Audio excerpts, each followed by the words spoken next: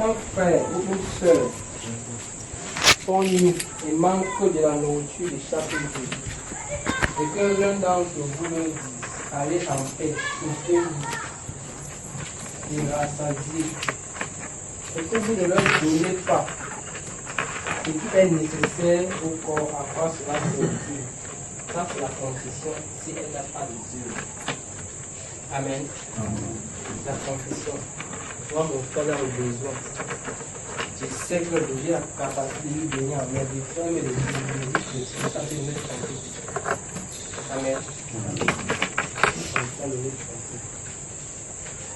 Examinons notre foi. Produit-elle les œuvres?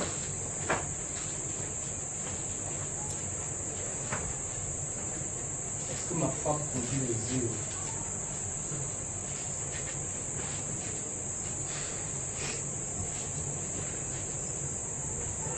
C'est bien beau. Nous sommes dans la réforme. Nous attendons le réveil.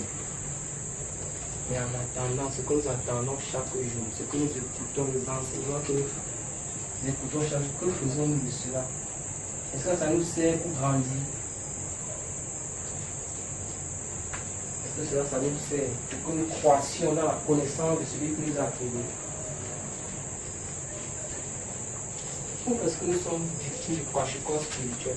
Nous mangeons, mais on ne voit pas la vie. La vie ne suit pas. Celui-là qui écoute, il ne produit pas la vie de conséquence. C'est qu'il y a un problème quelque part. D'où, parfois, il faut s'arrêter, pour s'examiner. Amen. D'où s'arrêter pour s'examiner.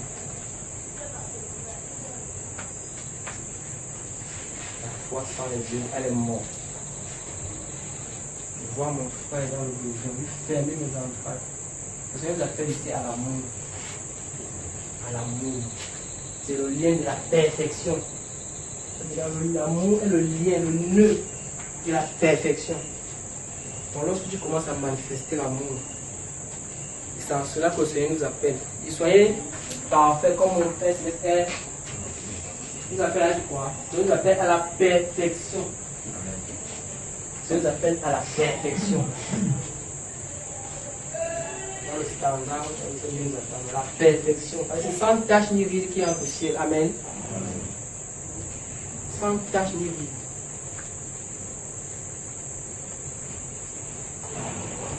La foi sans les yeux, la connaissance sans la vie ne nous sert à rien. La connaissance sans la vie, ça ne nous sert à rien. Ça ne nous sert à rien. Connaissons un verset de la Bible et vivons le verset là. Amen. Amen. Connaissons un seul verset de la Bible et vivons le verset là. Et cherchons pas à connaître toute la Bible. Si tu ne vas pas vivre, c'est tout. Là, tu as été chercher une condamnation contre toi. Amen. Ça veut dire que pardon, tu ne pardonnes pas, tu tournes, tu avances. On dit ne calomnie pas, tu calomnies, tu cours, tu parles, ne courons plus. Amen. Ne courons plus pour la connaissance. Ne courons pour produire la vie digne de la repentance. Digne de ceux-là qui sont dans la repentance. Digne de ceux-là qui veulent réformer leur voie. Digne de ceux-là qui veulent réformer leur voie. Amen. Que le Seigneur vous bénisse. Amen. Je vais laisser à passer à notre frère, je vais laisser demander à Inch'Allah. Bonsoir. Saluez-vous alors les uns les autres, les unes les autres. Et si vous vous rendez compte que vous ne connaissez pas quelqu'un, demandez-lui son prénom. Parce que bientôt il va vous demander, il va pointer quelqu'un et demander si vous connaissez le nom de telle ou telle personne.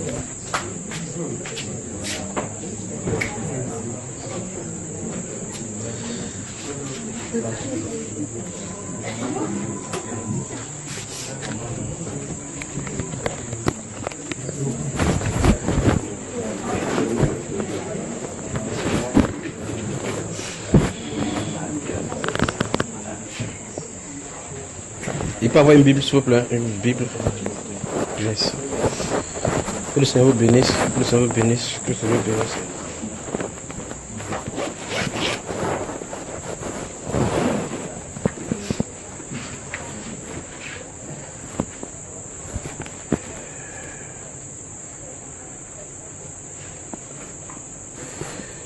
Inclinons la tête, prions. Tendre Père, nous te sommes reconnaissants pour ta grâce, pour tes faveurs, pour ta miséricorde, pour notre vie. Quand nous déclinons au Dieu de gloire, notre responsabilité en tant que chrétien, c'est toi, Dieu, qui marche devant de nous avec la sanctification. Nous prions au Père de gloire que tu tiens nos cœurs fermes, tiens nos pas fermes dans tes voies, afin que nous n'allions ni à gauche ni à droite.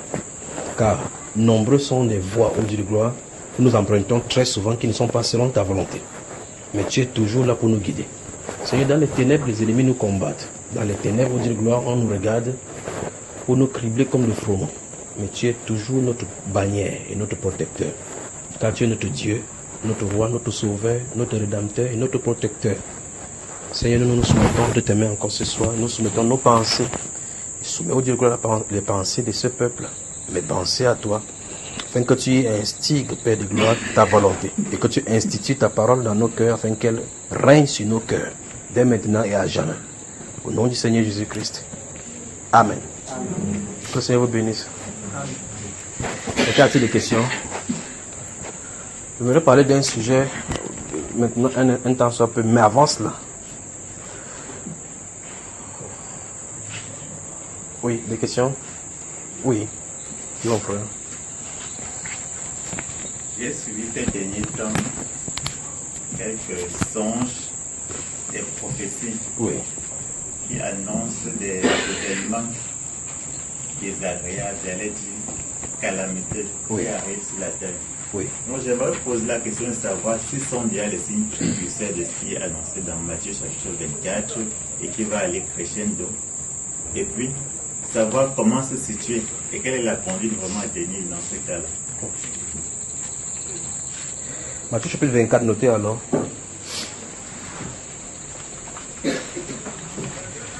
Avant ça, permettez que je... Où est la femme qui tente de prendre pour le cadeau d'anniversaire de maman Véro là? Elle n'est pas là. Jusqu'à ce que le mois se finisse encore, vous continuez toujours. J'espère qu'elle a fait. Donc il y a des gens de la France, de l'Allemagne et même de Bonabéry qui ont envoyé un cadeau pour toi, maman. C'est pour toi. C'est intact. Que le Seigneur les bénisse justement. Que le Seigneur les bénisse. Oui, donc ça veut dire même ceux de l'extérieur te considèrent comme leur maman. Et c'est pas terminé. Donc, oui, Matthieu chapitre 24. Notez le Matthieu chapitre 24. On va y arriver maintenant.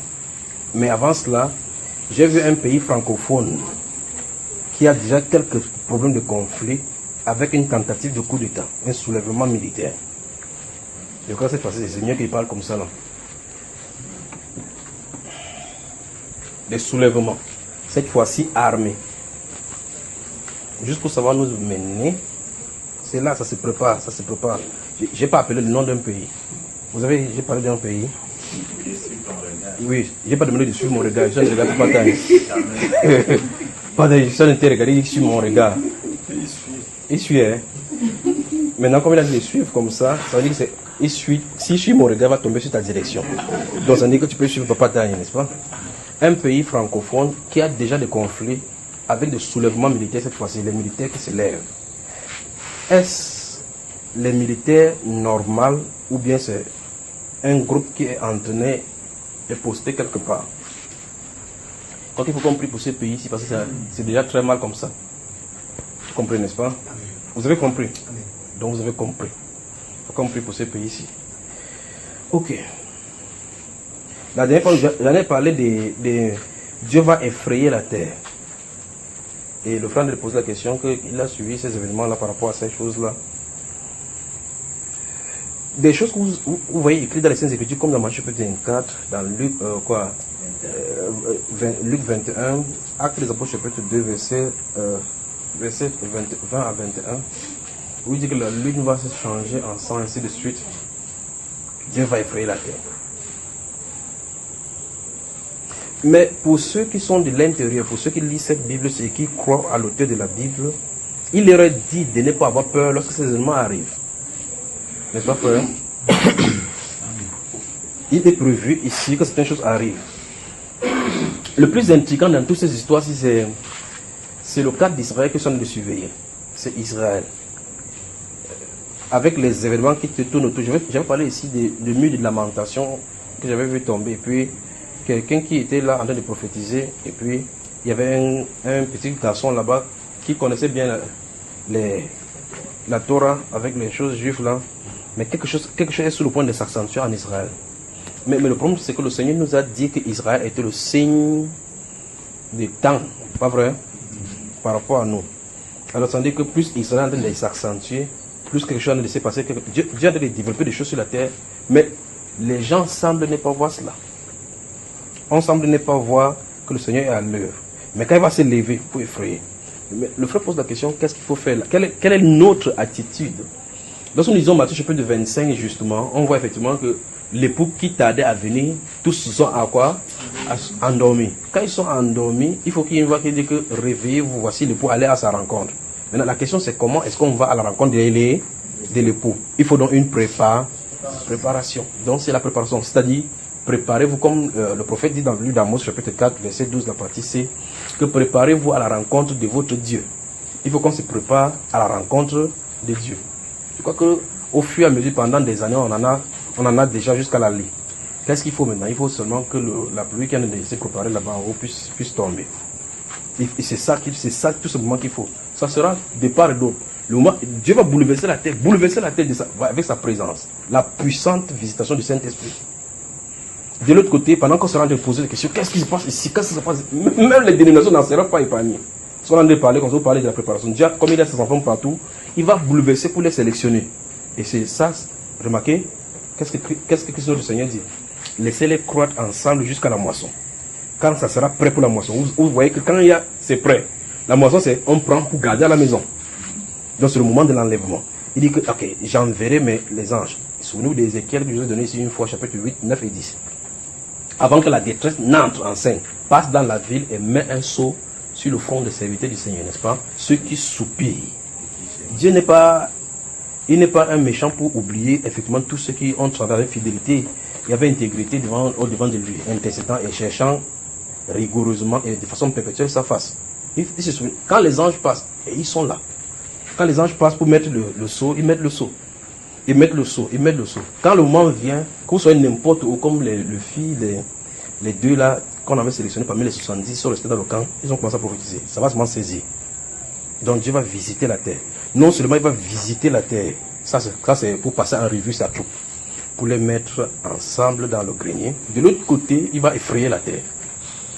Les gens sauront que c'est libre, le bout de tissu ou le bout de feuille que vous voyez là, que celui qui a dicté ça, il est le maître du temps et des circonstances. Et il gouverne sur le royaume de la terre, il bouleverse comme il veut, il introduit qui il veut, il renverse qui il veut.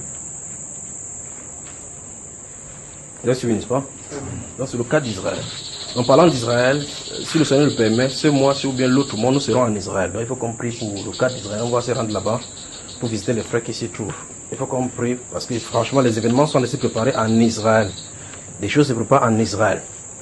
Et là, il y a des soulèvements maintenant qui vont aussi naître en Israël pour pouvoir restaurer totalement Jérusalem pour Israël. Et quand ça va arriver, il va falloir maintenant que ceux qui sont dans le dôme de rocher puissent essayer de déguerpir. Et pour qu'ils puissent maintenant, ça se peut qu'il y ait un conflit encore qui va s'accentuer. Dieu a positionné déjà ces gens. Donc bientôt le temple va commencer. Le temple commence, ça dit qu'il va falloir qu'on détruise ces vestiges. Comment ça va faire pour être détruit, il n'en sait pas. Mais il y a quelque chose de grandiose qui est en train de se préparer. Mais de notre côté, nous, on doit seulement suivre, écoutez le bruit en haut. On doit seulement suivre ces bruits ici, ces grondements comme ça. Le trône. Ou oui, c'est le trône qui est en train de bouger pour faire laisser couler l'eau, je ne sais pas. Mais il y a un bruit. Vous voyez ça, frère? Préparons-nous. Préparons-nous de façon individuelle, que chacun se prépare. Notez Ézéchiel chapitre 28, le livre des prophètes Ézéchiel. Chapitre 28. Je voudrais parler d'un sujet là où vous faites que je parle dans ces histoires-ci.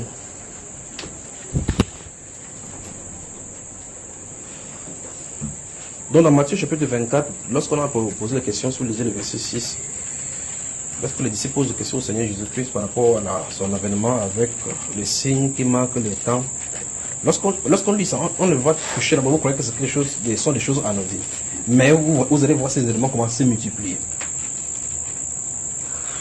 Vous vous souvenez, ici en 2016, pendant que nous parlions de notre royaume en nous, j'avais parlé de... Si vous avez des gens aux États-Unis, demandez-le de côté, n'est-ce pas? Notre royaume en nous. Et une fois encore, je t'en ai parlé des gens qui sont des nationalités, qui sont des noirs, mais de continents étrangers se trouvant dans le continent européen.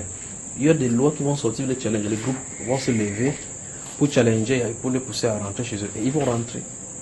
Ils vont rentrer en cortège, en grand charter, ils vont venir. Mais ne sachant pas que c'est le Seigneur qui a le vouloir comme ça. C'est le Seigneur qui est à l'œuvre parce que il faut que Israël retourne chez elle. En plein pied. Il faut que les Africains se réunissent aussi. Il faut que les tentes de Kiba aussi se réunissent. Il faut que les gens, même de Nebajot, vont aussi se réunir. Parce qu'il va piper piper pour que le nombre complet pour lequel Christ est allé à la croix puisse se réunir. C'est pour ça que c'est ça qui est merveilleux. Ce qui est bon, c'est que si tu es du groupe, tu y resteras. Si tu n'es pas du groupe, tu ne resteras pas. C'est-à-dire que ce soit bon, que ce soit mauvais, ça ne dépend pas de quelqu'un. Le sélectionné a sélectionné ses grains. Et il va les parfaire pour les mettre au grenier. D'accord? D'accord, mon cher frère? Amen. Il faut qu'on se prépare. On est en pleine préparation. Donc, de façon individuelle, que chacun prenne soin de sa propre vie. Parce que l'affaire, si c'est individuel.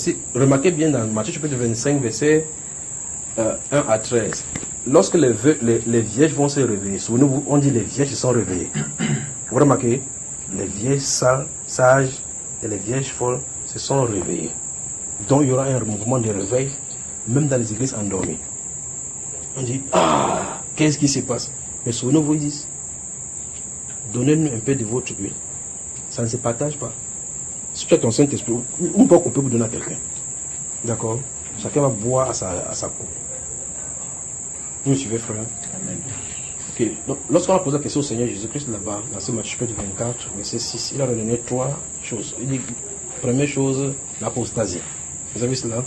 Prenez garde que personne ne vous séduise. L'apostasie. Donc la première chose, c'est l'apostasie. C'est un moment phénoménal dans l'histoire de l'Église où il y a l'apostasie à grande échelle, c'est maintenant. N'est-ce pas? Amen. Alors quand l'apostasie est instituée, ça va engendrer dans le trou. Et pourquoi? Parce que le nom du Seigneur est salé, méprisé parmi les hommes. C'est pour ça qu'il va révéler. Un de ces jours, je priais, il a dit, je vais restaurer mon nom. Restaurer mon nom. Au milieu de son peuple, son nom sera puissant. Il va se manifester puissamment. À ce moment-là, vous allez savoir si le Jésus ou le Saint-Esprit qui est venu en vous est noir, blanc ou bien brun. Vous allez ces questionnements-là où on distrait les gens que Jésus est noir, il était blanc, les patriarches étaient noirs, même les anges sont noirs. Vous allez savoir qu'en réalité, quand il guérit, il ne veut pas savoir si tu es noir ou pas, ou blanc. Pas vrai, frère? Donc dans le livre d'Ézéchiel, s'il n'y a plus de questions, j'avance là maintenant dans cette autre direction. Notez, oui mon cher. La question, je voulais savoir si parmi les croyants, il y a les élus. Il y a les élus et ceux qui sont déjà, qui ont été choisis déjà par Dieu, comme la parole dit avant la création. Vous entendez là-bas? Les hommes ont le problème. Non, on parle doucement. Viens. Comment tu t'appelles? William Axel. William Marx, Axel. C'est la première fois que tu viens ici? Bon, on arrive, d'accord. Salut le soeur, comme ça, personne ne peut t'effrayer. Comme ça, tu finis de saluer, puis tu vas poser ta question. Je ne sais pas comment vous parlez à voix basse comme ça. Le temps que il salue. Ça va, mon cher? Brenda, la sœur Brenda, t'as déjà contacté? On ne t'a pas contacté.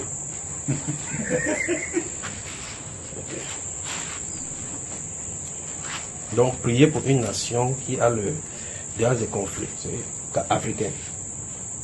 Souvenez-vous de cela. En tout cas, il y a un passement, il y a même 3. Comme ça, ça sera bon comme ça. Donc, il parle de 3 nations. Voilà, avec ça, c'est bon? C'est bien, vite, t'asseoir. Oui, ta question c'est quoi? Moi, je voudrais savoir si vous entendez? S'il y a deux types de croyants, les élus et ceux qui doivent se battre par eux-mêmes pour être sauvés. Dans la parole de Dieu qui dit que avant la fondation du monde, le Seigneur s'est choisi ses enfants. Tu as déjà lu ça dans la Bible, c'est ce que tu dis là? Mais j'ai lu ça. Mais quand tu dis comme ça, tu veux que ça soit comment alors? Ça t'a choqué? Non, ça ne m'a pas choqué, mais ça ne m'a pas choqué. Je voulais juste savoir, parce que après... Mais tu veux te rassurer, est-ce que ce que tu as lu là, c'est vraiment vrai? Je crois que c'est vrai, mais quand je lis plus loin encore que il y a des personnes qui n'entreront pas. Tu as toujours dit ça dans la Bible. Bien sûr, c'est dans la Bible. Bon, donc d'un côté, la Bible dit qu'il y a des gens qui sont choisis d'avance. De l'autre côté, il dit que certaines personnes n'entreront pas. Tu veux qu'il fasse quoi qu'il répond à tes questions alors maintenant? Je veux savoir s'il y a je veux savoir un peu ce que c'est que l'élection.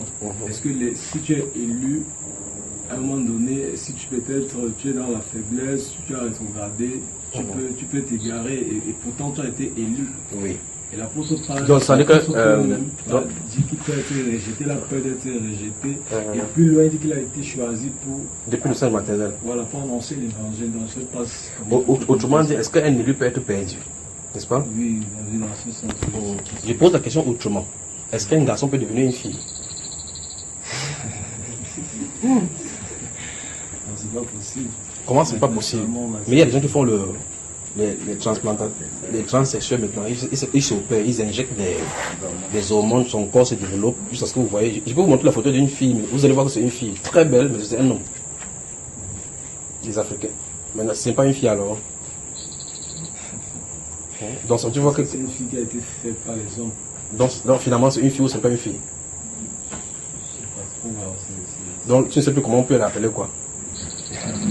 Autrement dit, est-ce que quelqu'un qui est garçon peut effectivement devenir une fille et vice versa?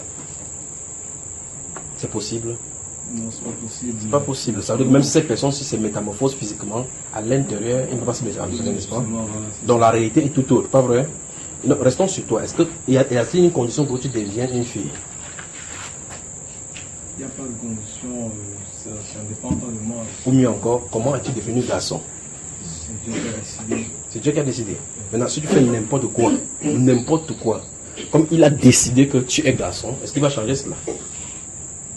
Non, ça n'a pas changé. Il ne peut pas changer puisque c'est lui, il a décidé que je sois. Comme il a décidé ça, donc rien ne peut changer. Pourtant, malgré qu'il a décidé que tu étais garçon, souvent ça ne va pas te dire que ouais, s'il était devenu une fille, il ne veut pas, ma condition devait être comme ça, parce que les femmes, on leur donne seulement la nourriture. Maintenant, c'est moi qui dois me battre pour manger, pas vrai? Quand il souffle, il dit que merci, les femmes sont bien. Hein, mon cher? N'est-ce pas? Hein? Alors maintenant, quand tu te bats ainsi, et que Dieu ne peut pas changer ça, malgré que tu pêches contre lui, n'importe comment, il ne change pas la condition de garçon. Puis il va dans la Bible, il dit que même les cheveux de ta tête sont tous comptés. S'il a compté tes cheveux, prends soin pourquoi. Et tu fais n'importe quoi, il ne change pas. Pas vrai? C'est l'élection. Donc il y a une question par rapport à ton âme alors qui change. Y a-t-il dans la Bible un verset qui dit qu'un élu pourra être perdu? N'a-t-il pas dit qu'il fera tout pour que tous les élus entrent? N'a-t-il pas plutôt dit qu'à cause des élus même que les éléments seront abrégés? Parce que si ce n'était pas à cause de ça, personne ne serait sauvé. Pas vrai? C'est vrai, mais je suis un peu troublé avec ce que l'apôtre lui-même dit. Quand il dit qu'il a peur d'être lui-même rejeté à la fin. Ouvre, c'est dans quel passage déjà? J'ai lu ça. Ouais, c'est à lui que je parle, je sais pourquoi. Je n'ai pas mémorisé le passage, j'ai lu. Demande alors à ton voisin, demande-lui où ça se trouve. Choisis quelqu'un, tu le demandes. Et comme ça, on lit, d'accord?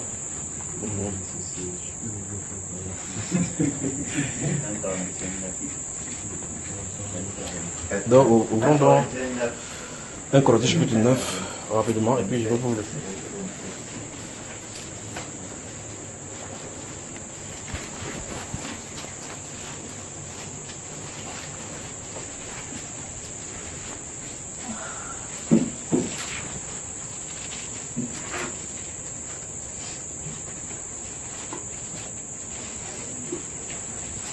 Fais l'effort pour qu'il voie cela, d'accord?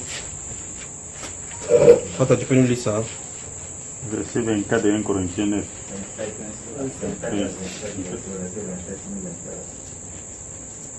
Mais je traite durement mon corps, et je le tiens assujetti de peur. Non, le problème c'est que ça commence avec mais. Commence à partir du verset 24. D'accord? On va aller doucement. Allons-y. Ne savez-vous pas que ceux qui courent dans le stade courent tous, mais qu'un seul remporte le prix? On va s'arrêter d'abord là-bas. Tu as entendu ce qu'il a dit de mettre là en place, n'est-ce pas? Donc, ici, il parlait parce que au temps de l'apôtre Paul, il y avait ce qu'on appelle les Jeux olympiques que vous avez maintenant là. Pour qu'on puisse être dans le stade pour commencer à courir, il faut déjà que tu sois qualifié à courir. Maintenant, quand on est dans le stade, ça veut dire qu'on est parmi les athlètes. c'est pas tout le monde qui est dans le stade, il y a des gens qui sont spectateurs. Mais ceux qui partent pour la compétition ont parcouru des chemins pour y arriver. N'est-ce pas? Et donc, l'enjeu maintenant, l'enjeu quand on est dans le stade, c'est le trophée. L'enjeu dans le stade, c'est le trophée. Quand on est hors du stade, l'enjeu, c'est comment on fait pour participer, pour être parmi les participants. D'accord? Et donc maintenant, si on est parmi les volets, on joue au volley ou bien au foot, on joue des compétitions, on compétit pour pouvoir se qualifier à entrer au stade par rapport aux Jeux Olympiques. Pas vrai? Il y a des gens qui peuvent être bons et puis peut-être par méforme, on les disqualifie. Ceux-là, on voit maintenant comme les spectateurs. Pourtant, ils sont des joueurs, ils ont qualité comme joueurs pour faire dans telle ou telle discipline. Mais ils ne participeront pas à la coupe. Pas vrai? Parce que là, c'est tout dans la compétition pour donner les médailles et telle médaille et telle ceci. Donc, on va ici dans le stade pour aller concourir pour une médaille. Vous avez j'espère que tout le monde comprend, vous avez la différence. Au préalable, il y a un match pour qualifier, pour aller participer. Puis, quand on est dans le stade, le but, c'est le trophée. Le but, c'est les médailles. C'est important pour la suite. Allons-y. Courez de manière à le remporter. Stop. Donc, ça veut dire que ceux à qui on a donné l'ordre de courir, c'est tout dans le stade. Vous avez suivi, n'est-ce pas? Il dit, ne savez-vous pas, vous, ne savez-vous pas que ceux qui combattent dans le stade, ou courent dans le stade, courent et qu'un seul remporte le prix?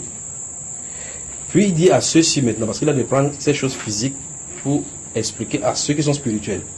Il dit, enfin, vous donc courez. Ceux-ci ne se qualifient pas pour entrer au stade, pas vrai? Donc ils sont où? Au stade déjà. Donc ils sont dans le stade pour concourir. À la différence maintenant que ce n'est plus le stade physique comme pour Olympe. Ils courent un style de jeu. Donc ils sont parmi les concurrents. Or, pendant qu'ils sont parmi les concurrents, sous nous la similitude, il y a d'autres personnes qui sont des spectateurs dehors, qui ne sont pas dans cette course-là.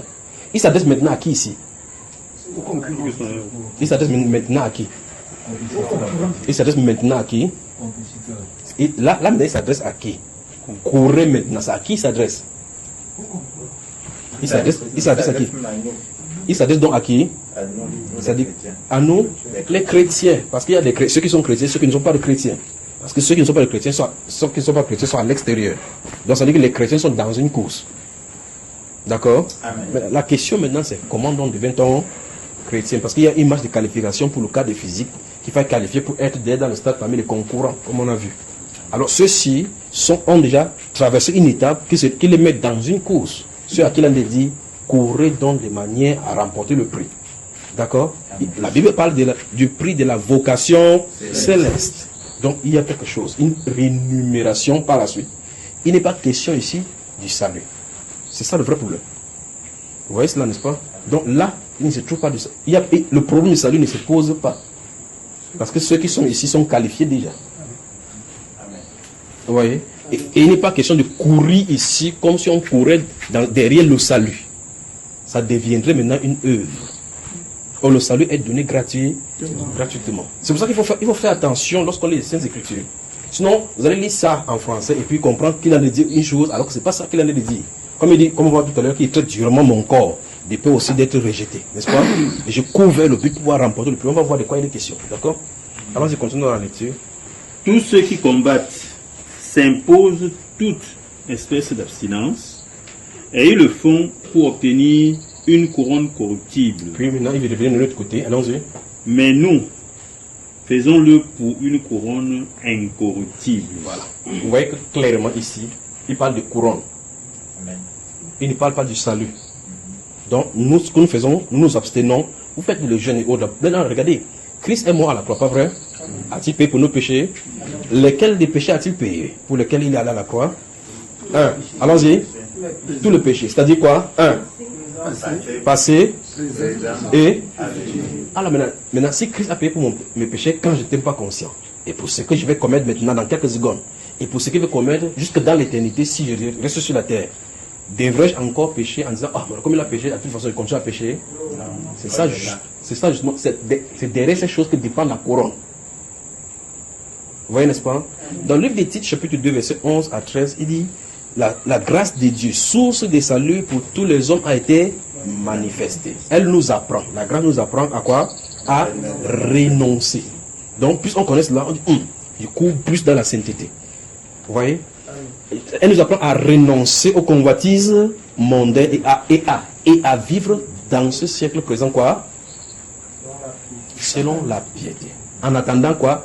La glorieuse, la bienheureuse espérance et la manifestation de notre grand Dieu et Sauveur Jésus-Christ, que manifestera en son temps le bienheureux. Alors donc, vous voyez effectivement que la grâce qui est la source par laquelle les hommes sont sauvés, quand les hommes sont sauvés, ils ont un style de vie à mener. Dans ce style de vie, donc, on a donc la marche et la cause. Mais au préalable, il y a l'entrée en matière. C'est-à-dire que préalablement. Donc, l'histoire du salut, il faut que chaque fois quand vous voulez parler de ces choses-là, il faut que vous vous arrêtez d'abord, vous méditez. Il y a un moment du salut. Et puis, l'après-salut, c'est une autre chose. Vous me suivez? Amen. Le salut, est octroyé. Parce que le salut, c'est la personne du Seigneur Jésus-Christ. C'est lui le salut. Donc, quand vous avez, maintenant, les gens, ils disent par exemple que vous pouvez perdre le salut si vous ne perdez pas. C'est pour ça que je pose la question en prenant des choses simples. Quelle est la condition pour que tu ne sois plus un homme? Il n'y a pas de condition. Même si on te castre maintenant, tu es quand même un homme. Tu vois cela? Alors, quelle est la condition pour que tu perdes le salut? Ok, maintenant, la question, il faut qu'on rentre dans la pensée de Dieu. Comment lui, il fait pour sauver?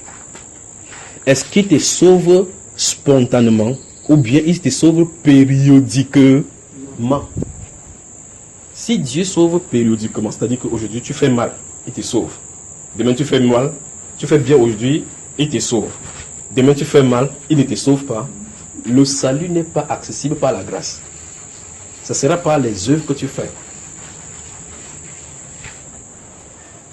Vous m'avez suivi? Donc, en réalité, personne n'est sauvé et n'a jamais été sauvé parce qu'il a fait quelque chose de bien devant le Seigneur.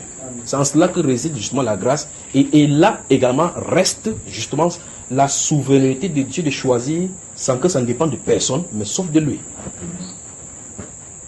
Dites-moi ce que vous avez fait pour... Vous avez mérité quoi pour être sauvé? Vous me suivez, n'est-ce pas? Personne n'a jamais rien fait de bon pour être sauvé. Personne n'a jamais... Et si vous comprenez ça de ce côté de sauver, même ceux qui sont perdus et qui vont se perdre, ils n'ont jamais rien fait pour mériter de se perdre.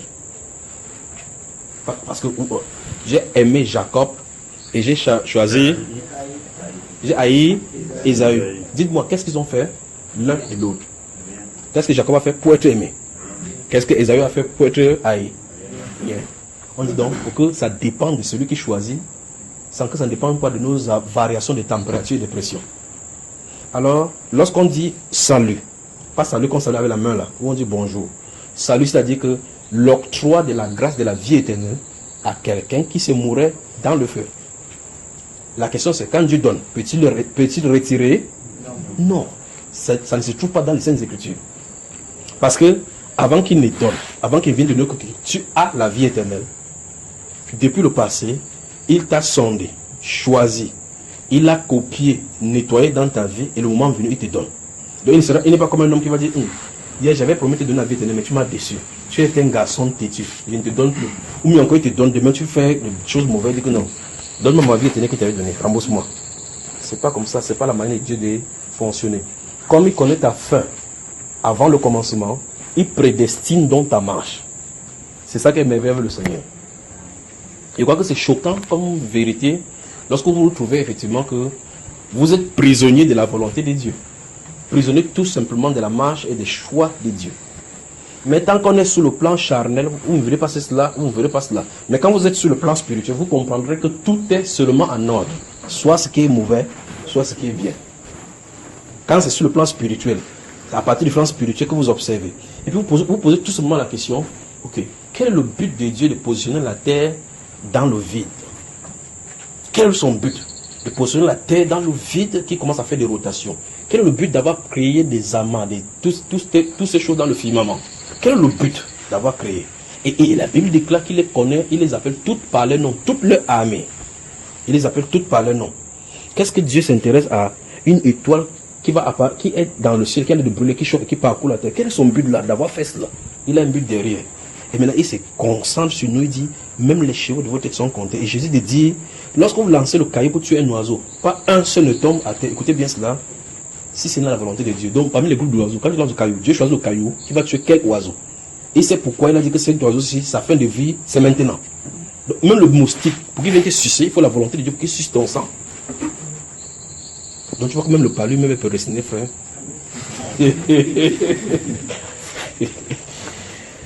Vous dormez, la mousse dit, oh, tu fais quoi, tu ne sais pas que c'est des décisions, tu tapes comme ça là. Même votre main, pour que ça ne pas taper le moustique et tuer le moustique, il faut que Dieu accorde. C'est Jésus, c'est Jésus qui a dit. Il dit, ne vend-on pas 5 passereaux pour un sou, et cependant, il n'en tombe pas quoi? Un seul, si c'est la volonté de... Vous connaissez le demandement, non? Demandement, vous appelez.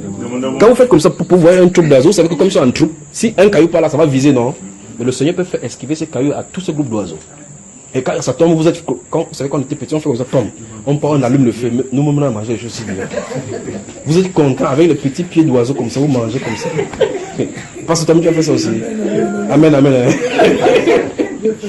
Et bien, vous voyez un petit oiseau, quand vous brûlez, on met vous savez, le bâton dans le bâton là, on met, c'est même pas cuit, on marche jusqu'à ce que les mollets font mal là avec les oiseaux. Maintenant, vous lisez la Bible, Dieu dit que, en fait, c'est même l'oiseau là qui t'avait donné pour que tu fasses l'expérience. C'est lui, c'était sa volonté. Sinon, tu ne tuerais pas un seul oiseau. Donc, les problèmes de salut, il faut faire attention. C'est pour ça que beaucoup de personnes, quand ils lisent ces trucs de l'apôtre Paul, et je vais parler, je ne sais pas quel moment Dieu va permettre qu'il enseigne cela, les pieds d'achoppement. Ça fait partie des pieds d'achoppement de la Bible avec Hébreu, où il dit qu'il est impossible pour ceux qui ont goûté au don céleste d'être. Vous connaissez ça, n'est-ce pas? Alors, donc, on va toucher ça là, on va voir les pieds d'achoppement. Alors, remarquez, quand on lit ceci, on ne comprend pas. On a comme l'impression que l'apôtre Paul dit que non. Il peut prêcher comme ça aux autres. Après, il jours, Dieu lui dit que toi, va en enfer. Donc, celui qu'il avait élu avant la fondation du monde. Et que lorsqu'il a été crucifié, Christ a été crucifié avec lui. Il est ressuscité, Et la Bible déclare que celui qui est mort par la mort de Christ, est ressuscité avec Christ, il ne peut plus voir la mort. Vous voyez qu'il y a contradiction, pas vrai? Parce que le salaire du péché, c'est la mort. Et il dit dans Galates chapitre 2, verset 20, que j'ai été crucifié avec. Si je vis, ce n'est plus moi, c'est Christ qui vit. Si je vis dans la chair, je vis dans la foi au Fils de Dieu qui m'a aimé et qui s'est lui-même livré pour moi. Donc ça dit qu'il s'est identifié. Quand Christ allait à la croix, il est allé à la croix avec tous ceux pour qui il est mort. Sans exception. Et comme il est mort, il a payé le salaire par rapport au péché de tous ceux-là. C'est pour ça qu'il a réglé le compte. Et donc, comment donc la mort aura encore réclamé un de ces membres-là? Comment? Il dit bien, c'est sur le plan physique que nous avons ces ambiguïtés, c'est parce que les événements nous arrivent qui sont contre à nos expectations, qui sont contre à nos volontés, contre à nos plans que nous avons sur la terre. Mais vous êtes sur le plan spirituel, vous comprenez que tout est en ordre. Tout est en ordre. Et quand tout est en ordre, vous restez tout simplement, vous comprenez que la reste, ce qui vous reste comme responsabilité, c'est de le louer et de le célébrer. Quand vous ne connaissez pas ça, on a dit, quand quelque chose lève, vous avez le feu à gauche, feu à droite. Bon, et ce qui vient sur la tête que je ne vois pas, tu fais comment? Lorsque vous êtes dans les louanges, en l'adorant ainsi, en le célébrant de tout votre cœur, vous êtes transporté devant le trône. Quand vous êtes transporté devant le trône et que vous êtes focalisé sur le trône, comme il a dit, il y a les deux cas fils de Jésus, vous remarquez que si vous êtes focalisé sur Jésus et que lui est au-devant de vous, c'est lui qui regarde vos intérêts. Celui qui regarde vos obstacles, celui qui regarde ce qui est derrière vous. Si je suis comme ça, le Seigneur n'est pas ici. Je me concentre là sur lui et dis, oh Seigneur, je t'aime. Quand quelqu'un est comme ça, celui qui veut ce que je suis derrière moi, pas vrai? J'aurai le regard sur vous. A-t-il dit cela? Je verrai sur vous. Alors, je continue ici. Moi donc, je cours, non pas comme à l'aventure. Stop. Qui parle ici maintenant? Il parle maintenant de lui, pas vrai? Il dit qu'il court. Il est aussi dans le stade, pas vrai? Il n'est pas comme en avant. Alors, c'est dans notre pays seulement qu'on dit que l'important était chaque fois qu'on parle à une coupe, quand on va dans n'importe quel coupe, on dit que quand ça finit, on dit que l'important était de participer. Ça veut dire que vous allez dans une compétition où tous les pays vont se réunir. Donc, ça veut dire que le jour qui peut faire une préparation. Il tape le ballon, il tape. On fait des entraînements, on prend l'argent, tu peux dormir chez toi. Quand tu dors ça, ton rêve c'est qu'il m'avait seulement participé. Oui, c'est que c'est malheureux, pas vrai? Il part en aventure. Vous attendez qu'on va toucher le cadre chrétien maintenant par rapport à l'implication de ce qu'il en a dit. Alors maintenant, vous dites, ok, les Lions de table, ils vont aller participer aux Jeux olympiques ou bien n'importe quoi. En partant, ils se reconnaissent qu'il y a le Brésil, il y a l'Argentine, il y a les grandes nations, la France. Il dit non. Et c'est devenu tellement terrible que c'est quand même curieux cette histoire-ci. Bon, on a 11 joueurs. Chaque équipe a 11 joueurs. Chaque personne a le ballon. Chaque personne a les trucs. Et eux, chez eux-mêmes, je parle des Africains, ils ont même les mountains. Vous appelez ces choses rouges qu'on joue au ballon, le Percy-Ball. Pas t'as le temps tu as joué. Tu connais ça? Percy-Ball. D'autres doivent même aussi mettre, jusqu'à une gagne jamais la Coupe du Monde. Donc quand les gens vont, il y a 11 équipes, 42 équipes, 32 équipes, 24, ils jouent. Chaque fois quand ils viennent, ils font les entraînements. Vous savez ce qui se passe? Le palmarès, c'est que les meilleurs Africains sont arrivés en quart de finale. Donc leur trophée, c'est au quart de finale. Donc quand ils partent, ils disent, et vous voyez même, on fait même le commentaire, qu'on va voir quelle équipe, parmi les équipes là, qui peuvent arriver au quart de finale. On ne dit pas qui peut remporter. Il n'y a jamais de débat que quelle équipe africaine qui peut remporter la Coupe du Monde. C'est que qui va arriver aussi au quart de finale. N'en parlons pas au demi-finale. Vous voyez? Quel est le problème ici? Pourtant, c'est un ballon qu'on doit mettre là. Quel est le problème? C'est la mentalité et la préparation. La mentalité et la préparation. Lorsque vous allez en Europe et que vous voyez que les enfants, comme notre garçon ici, l'âge de 2 ans, ils ont des stades qui sont pour nous ici. Pour les enfants comme ça, dans leur quartier, ils ont des stades bien pelousés. Chez nous ici, regardez mon hôtel avec comment c'est tordu là-bas. On jouait les petits goals. Tu bottes en bottant le ballon, tu bottes la bouteille qui est dans le sol. Vous voyez les enfants comme ça, on leur apprend l'auto-école, les choses, comment traverser. Ils ont leur vélo à faire les compétitions. On les apprend. On leur apprend cela dans le stade. Chaque personne a son atelier, il travaille. Il travaille comme ça, il a 3 ans, 4 ans, 5 ans, 6 ans. À 17 ans, vous savez que pour nous aussi, 17 ans, quand vous voyez les gens 17 ans en club, vous voyez qu'ils ont les veines aux pieds. 17 ans chez les Africains, c'est qu'ils grandissent. Quand ils ont 34 ans, ils coupent ça en deux. Oui. Et quand vous voyez maintenant qu'ils viennent jouer avec les enfants, et malgré les forces, quand les enfants, justement, comme ils sont remplis de compétition, quand on va courir 2 fois, les pères sont fatigués. Vous voyez cela? Parce que son âge c'est 17 ans. Vous voyez un joueur dit qu'il a 17 ans, son enfant a 24 ans. Donc tu es un joueur, tu as 17 ans, ton enfant a 24 ans. Et ça, voilà. Et donc, ces enfants, s'ils grandissent dans la compétition, ils grandissent. À 17 ans, ils sont dans un groupe. À 18 ans, on les fait transporter de l'autre côté. Ouais, n'est-ce pas? Donc, ils sont habitués à la compétition. Ils connaissent le stade. Notre stade ici, c'est que tu attends le ballon, ça peut être quitté ici. Tu respectes le ballon ici. Ça frappe par là-bas, ça part par là-bas. Parce que le stade n'est pas normal. Et donc, toi, tu finis le jeu comme ça. Tu veux venir jouer sur un bon stade comme celui-là. Le jour de la compétition. Il y a de quoi tu vas dire justement que l'essentiel était de quoi? De participer. Ils sont dans des conditions de travail. Dans les conditions. Ils sont habitués à la compétition. Chez nous, donc, à contrôler, vous allez voir habitués à la fraude. Vous allez voir quelqu'un qui a 4 passeports. Et c'est toujours les dirigeants qui font pour eux. Quand on cherche quelqu'un de 22 ans, tu as quel âge? Il dit 25. Il dit que non, je viens. Tu as 22 ans. Vous arrivez à l'aéroport, le joueur. Vous posez la question, quel est ton nom? Il réfléchit maintenant que mon nom, c'était quoi encore?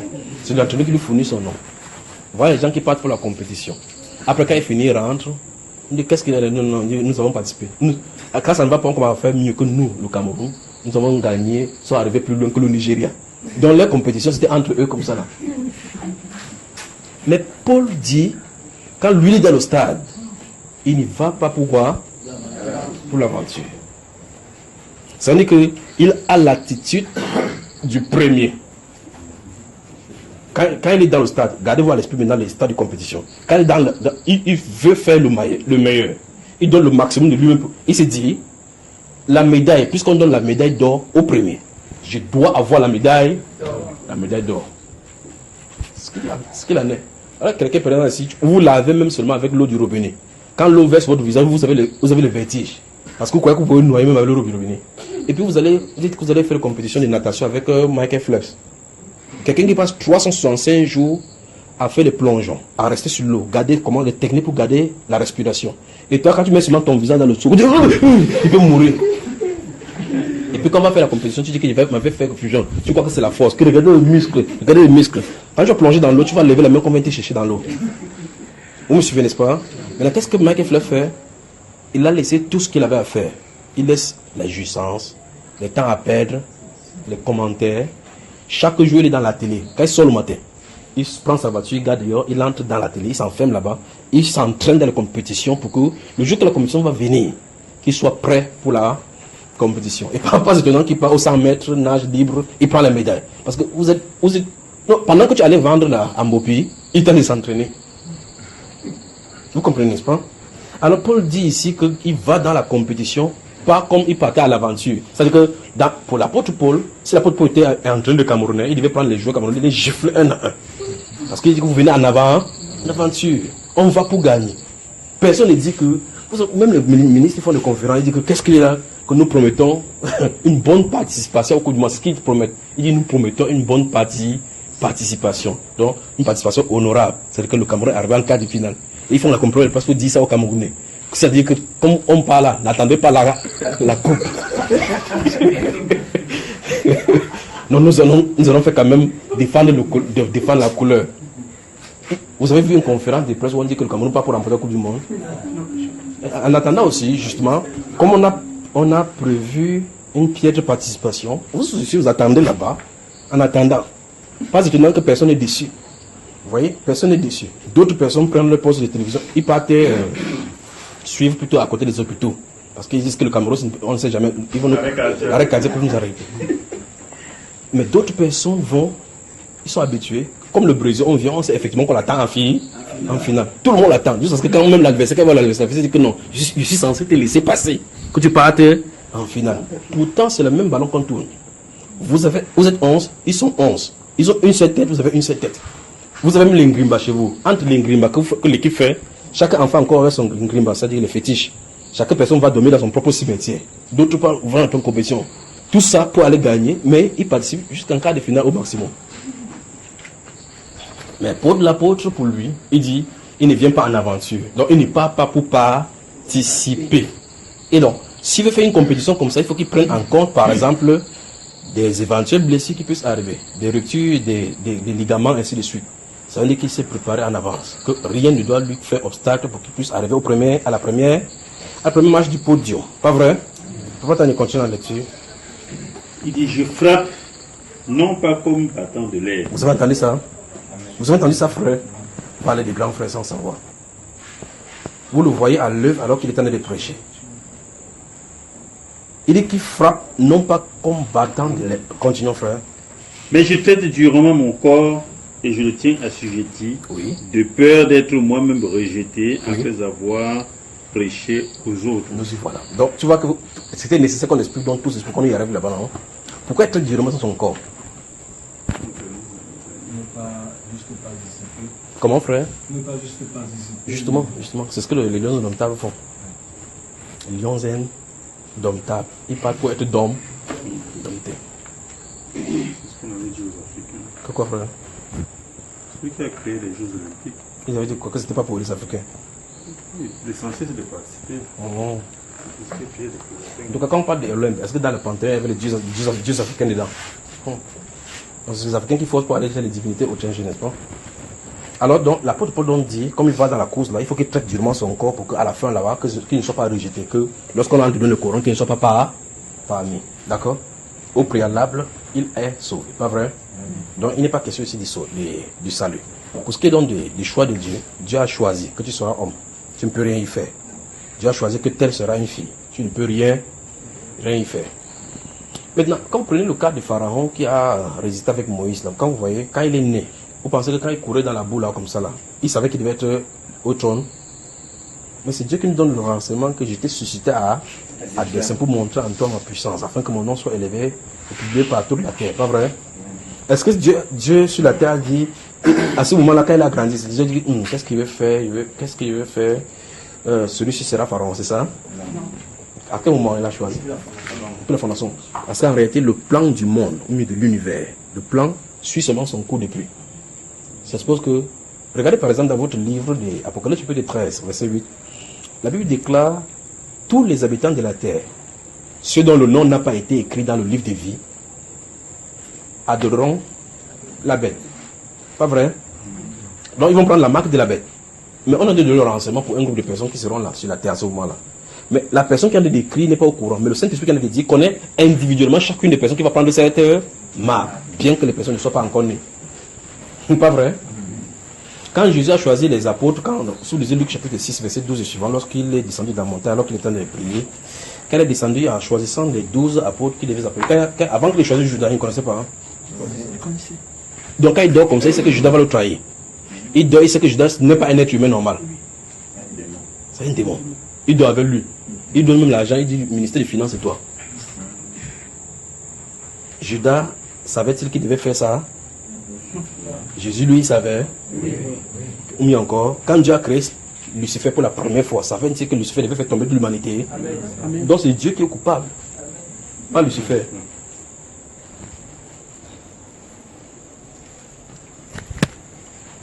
Donc c'est Dieu qui est coupable. Pas vrai, frère? Sous le rapport du mal, c'est lui. C'est ça, n'est-ce pas, frère? Le frère s'est dit qu'il ne veut pas participer au blasphème. Oui, c'est pour ça que vous voyez quand les gens se fâchent dans le monde, ils disent que mais Dieu lui-même, vous dites que Dieu est puissant, dit oui. Ça dépasse l'entendement. Parce qu'en réalité, vous arrivez souvent au niveau où vous comprenez que c'est le plan de Dieu que tout fonctionne ainsi. Parce que vous dites, qui est le créateur? Vous dites, tout le monde est d'accord que personne n'a jamais rien créé en dehors de Dieu. La première créature qui nous a créé, comment il s'appelle? Lucifer. Bon, quand Dieu, avant de le créer, savait-il qu'il devrait faire tout ce qu'il a fait? Oui. Et il savait, il a quand même créé. Oui. C'est celui le problème.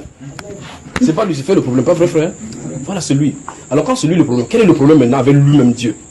Lui-même, le vrai problème c'est que ce n'est même pas un problème. C'est que c'est un plan. Voilà. Donc finalement, il n'est même pas coupable. Vous saisissez, n'est-ce pas? Donc quelqu'un a fait son plan, il a fait son truc, sa construction. Tu veux commencer à dire pourquoi tu as mis la peinture rouge? Quel est ton problème? C'est son problème à lui. Il a dit que je vais choisir quelqu'un qui va faire tel problème. Après, il va faire tel problème. Je vais susciter telle personne, telle chose. Et voici la fin de la chose. Il tourne son style de film.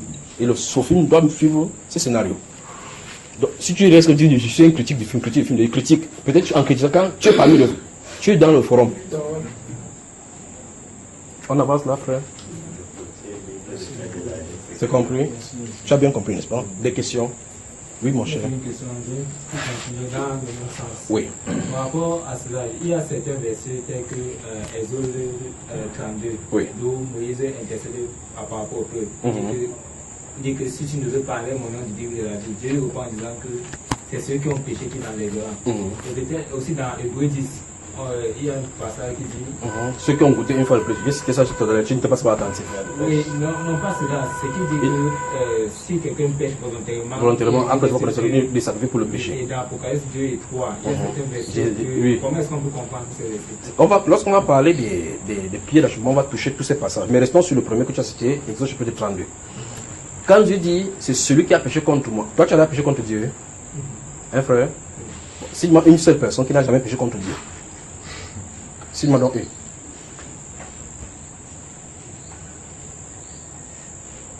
Le frère me regarde comme ça. Le verset dit clairement, parce que Moïse dit, si tu ne veux pas laisser ce peuple, efface mon nom dans ton livre que tu as écrit. Dieu dit que non, j'effacerai plutôt le nom de celui qui a péché contre moi. Cite-moi donc une personne sur la terre qui n'a jamais péché contre Dieu. Une. Attends, ressens ton cas, peut-être tu ne peux pas répondre. Toi, as-tu déjà péché contre Dieu? Donc, d'après ce verset, ton nom sera et. Voilà. C'est bon, n'est-ce pas, frère? C'est bien, c'est clair, non? Donc, c'est toi le problème. Donc, on va effacer ton nom. Vous voyez le problème de la Bible, non? Parce que manifestement, si tel est le cas, personne n'entrera.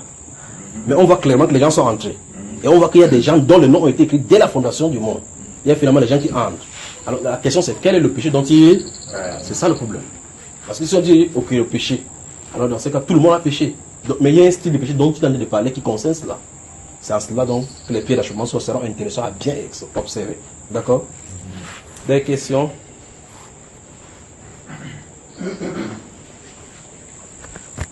Pendant que vous allez lire, comme tu citais dans le livre des Hébreux chapitre 10, donc là où il est impossible que ceux qui ont fait, bon, c'est pas ça, c'est Hébreux chapitre 6, que ceux qui pêchent volontairement puissent avoir encore de sacrifice. C'est un exemple dans la Bible de quelqu'un, même dans l'ère chrétienne, dans les Saintes Écritures, de quelqu'un qui a péché volontairement et qui a été ôté de son salut. Un exemple. Et dans l'Ancienne Alliance, et dans la Nouvelle Alliance.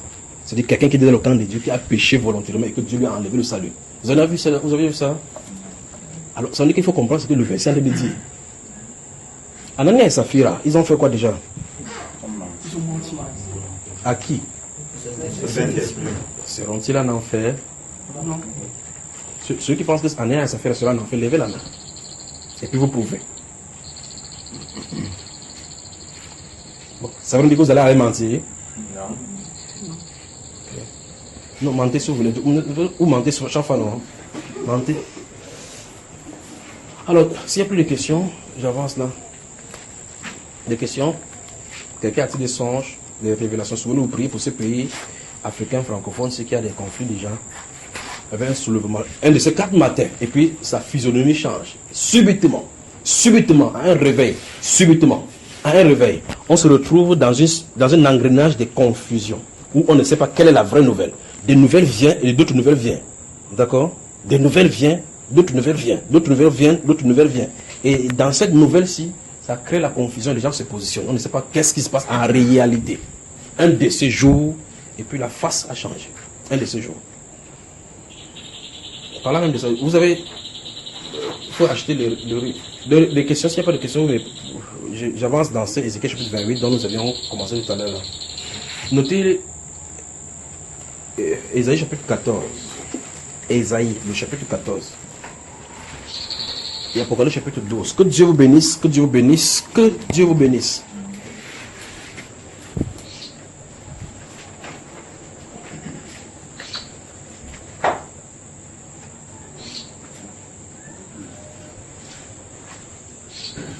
Quand vous mettez vos mains sur vous, je vous dis, je suis venu accompagner les gens sur la terre, je souffre trop. Vous remarquez que si Dieu vous enlève et que vous voyez ce qui se passe sur le plan spirituel, vous concernant, ce qui est derrière, vous allez remercier Dieu de vous avoir gardé peut-être avec des difficultés, avec des problèmes, avec ce qu'on considère comme problème. Je peux avancer maintenant si avant donc vous ne posez plus de questions. Donc, si vous avez des questions à épurer, épuisez-les avant qu'il n'avance là-bas.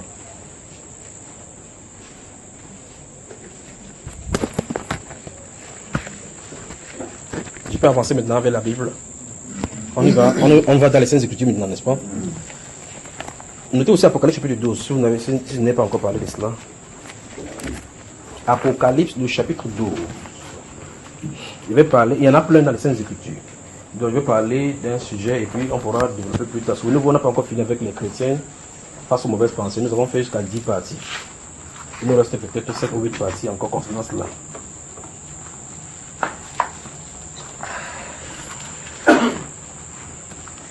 Prenons Ézéchiel dans le chapitre 28. Lisons et prenons-y un sujet.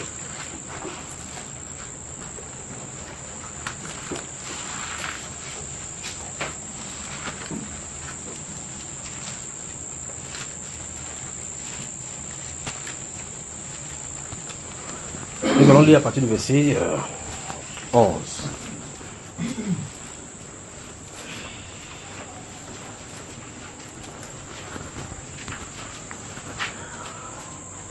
Qui croit ici au Seigneur Jésus?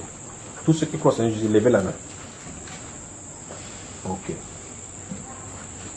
Ça veut dire que si vous tous vous croyez au Seigneur Jésus, peut-être vous ne saviez pas cela. Vous avez vu quand vous voyez les grands canaux, les grands tuyaux qui transportent l'eau d'une citerne, d'une source, du grand tank, là, des grands édifices qui portent le château d'eau là, pour amener et dispatcher dans les maisons. Ça suppose que votre cœur et votre âme, c'est un boulevard comme ça, un grand canal où l'eau peut couler pour pouvoir toucher des vies. Vous saviez ça? En tant que moi, je ne savais pas. C'est comme ça. Même si le tuyau n'est pas au courant, l'eau passe quand même là-dedans. D'accord? Si vous dites que vous croyez au Seigneur Jésus-Christ de la bonne façon, c'est comme ça que ça se passe. Alors, par cette croyance au Seigneur Jésus-Christ, les prouesses peuvent arriver. Mais voyons cela. Ces prouesses-là sont faites en fonction de ce qui est écrit. C'est ce qu'on va voir maintenant. Regardez verset 11 et suivant. La parole de l'Éternel me fut adressée en ces mots. Fils de l'homme, prononce une complainte sur le roi de Tyr. Soulignez le roi de Tyr. Prononce une complainte sur le roi de Tyr.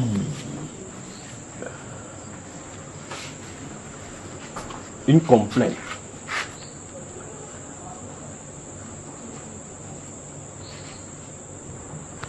Prononce une complainte sur le roi de Tyr. Tu lui diras, ainsi parle le Seigneur l'Éternel. Tu mettais le sceau à la perfection. Ça, c'est un roi qu'on s'adresse. tu étais plein de sagesse, parfait en beauté. Vous y êtes? Tu étais en Éden. Donc, le roi de Tyr habitait en Éden d'abord, n'est-ce pas, frère? Où est ta Bible, mon cher?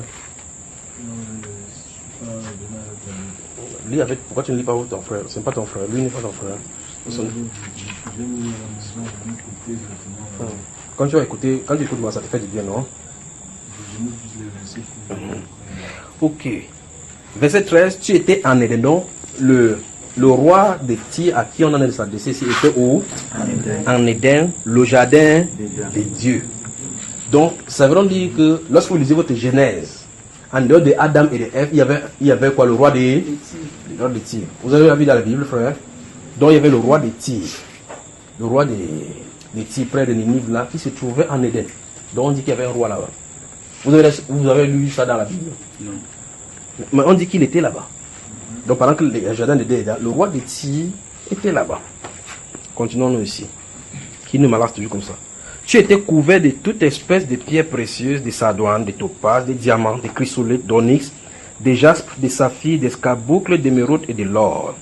Tes tambourins, pas des tambourins, tes tambourins et tes flûtes étaient à ton service, préparés pour le jour où tu fus créé. Tu étais un chérubin protecteur aux ailes déployées. Donc finalement, ce roi, c'était un chérubin aux ailes déployées. Un chérubin protecteur aux ailes déployées. Quelqu'un qui avait la domination, qui s'étendait sous des âges de domination. Il dit, et je t'avais placé, et tu étais sur la sainte montagne de Dieu. Tu marchais au milieu des pierres étincelantes. Tu as été intègre dans tes voies depuis le jour où tu fus créé, jusqu'à celui où l'iniquité a été trouvée chez toi. Donc cette personne, ce qui est mauvaise maintenant, était une fois aussi, il fut une fois où il était intègre. Vous savez de qui on en a parlé, n'est-ce pas, frère? On parle de qui? Lucifer. Donc c'était un être qui était intègre. Donc Satan était, il fut une fois où Satan était intègre. En tout cas, Satan n'est pas son nom. Satan veut dire adversaire. D'accord? Son nom c'est Lucifer. Lucifer. On dit de lui. Maintenant, écoutez-moi très attentivement. Faites attention à ce qui sera dit maintenant concernant ce qu'on va développer maintenant. Ça vous incombe. Parce que si vous avez des attaques, ça vous incombe. J'ai posé la question. C'est pourquoi j'ai posé la question. Vous croyez au Seigneur Jésus? Vous avez dit oui. J'ai dit, si vous croyez alors, au travers de vous se trouve donc comme un canot d'eau qui coule depuis une source pour pouvoir distiller. Pas vrai? Donc vous n'allez pas craindre. Pas vrai? Ok. Ici, il est dit qu'il avait été placé sur la montagne, la sainte montagne, la montagne des dieux. Et on dit qu'il mettait le sceau à la perfection. Donc il faisait les choses normalement comme il se devrait. Il était intègre dans ses voies. On dit jusqu'au jour où l'iniquité a été trouvée chez lui. Verset 16. Par la grandeur de ton commerce, tu as été rempli de violence et tu as péché. Je te précipite de la montagne des dieux et je te fais disparaître, chérubin protecteur. Voilà la sanction qu'on lui a donnée quand l'iniquité a été trouvée chez lui. Je vais donc parler du sujet, Satan n'est pas un ami.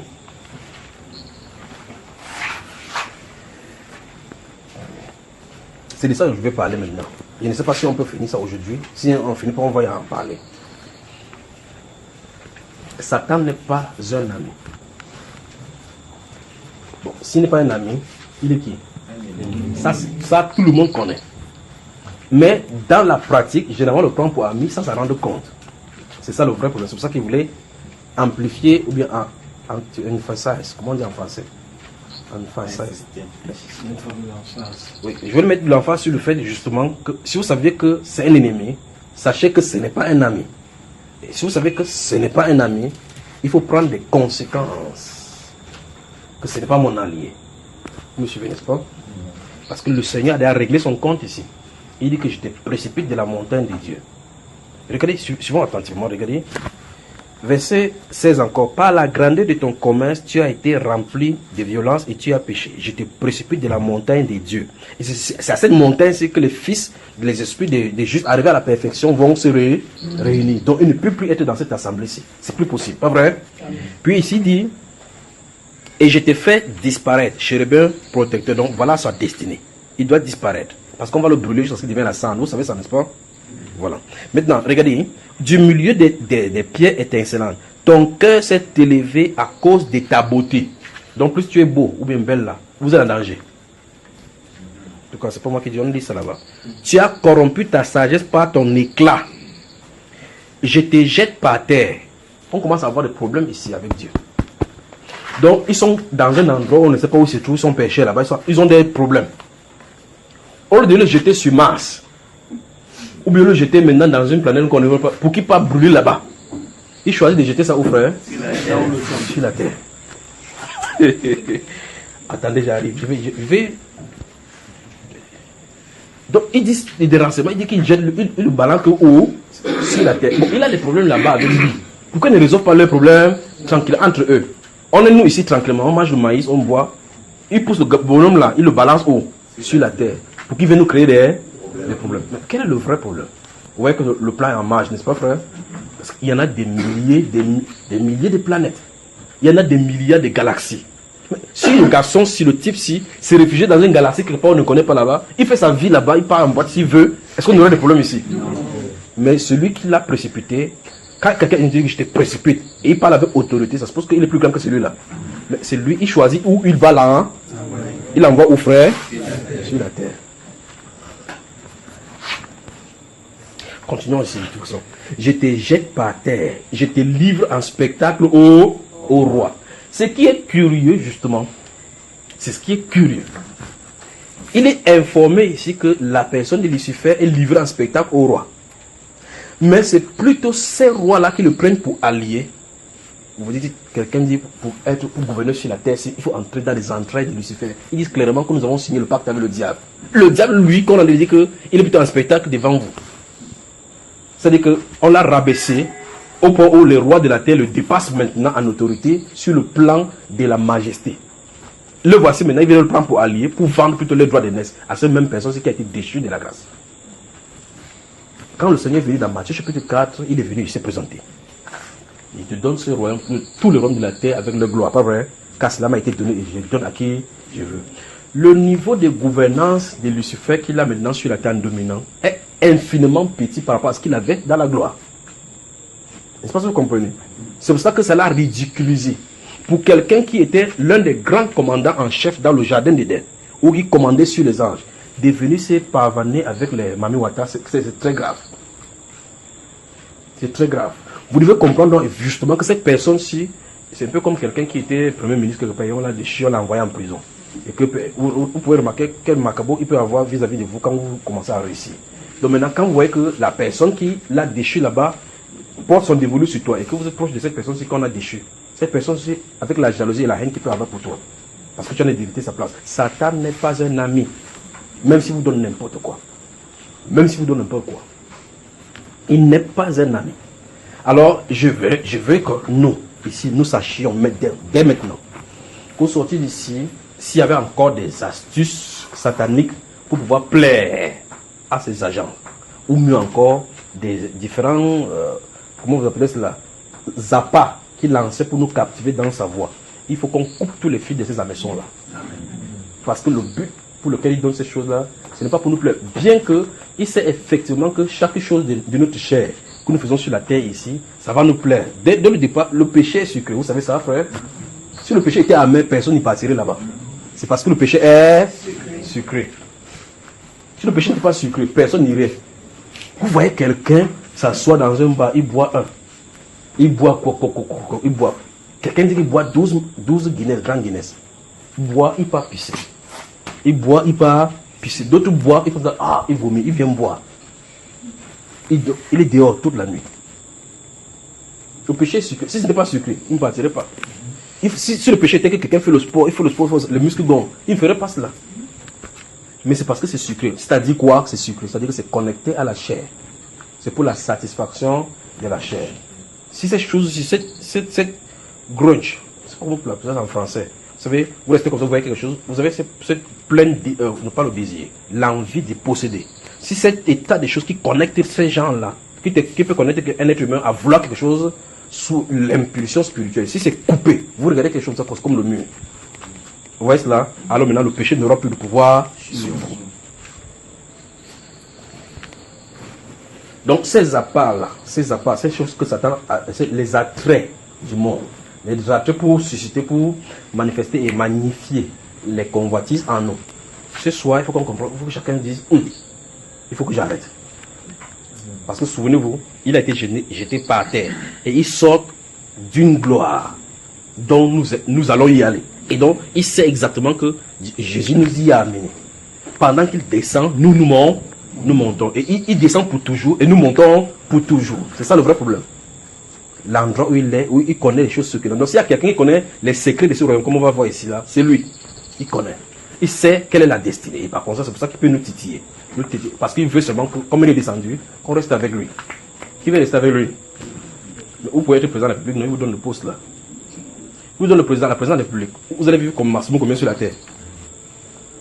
Entre-temps, quelqu'un doit entrer et dire, vous serez sacrificateur pour Dieu et vous régnerez pour toujours avec lui. Entre-temps, celui-ci en est de dire que je te propose. Si ton souffle sort, il n'est même plus avec toi. Il peut te résoudre le problème, frère. Satan n'est pas un ami. Sous aucun prétexte, on ne doit prendre ni faire alliance avec lui. Sous aucun prétexte. Sous aucun prétexte. Souvenez-vous, j'ai lu un endroit et j'y ai insisté. C'est qu'il fut un temps, il fut intègre. Donc la voie de l'intégrité, il les connaît. D'accord? Pour avoir fait expérience et avoir vécu cela, il fut intègre. Il mettait le soin à la perfection. Si c'est pour la beauté, il en a. Si c'est pour la sagesse, il en a. Si c'est pour la beauté, l'éclat, il en a. Si c'est pour connaître, composer la musique, on dit que ce sont ses tabourets. Donc si c'est pour la musique, il peut te faire comme ça. La chair de poule touche même ton nez. Donc il ne faut pas s'amuser avec lui. Continuons la lecture ici. Que Dieu vous bénisse. Puis Dieu dit, verset 18, par la multitude de tes iniquités, par l'injustice de ton commerce, tu as profané tes sanctuaires. On va revenir sur ces mots-ci. Donc on va voir le cas de la virginité de la femme.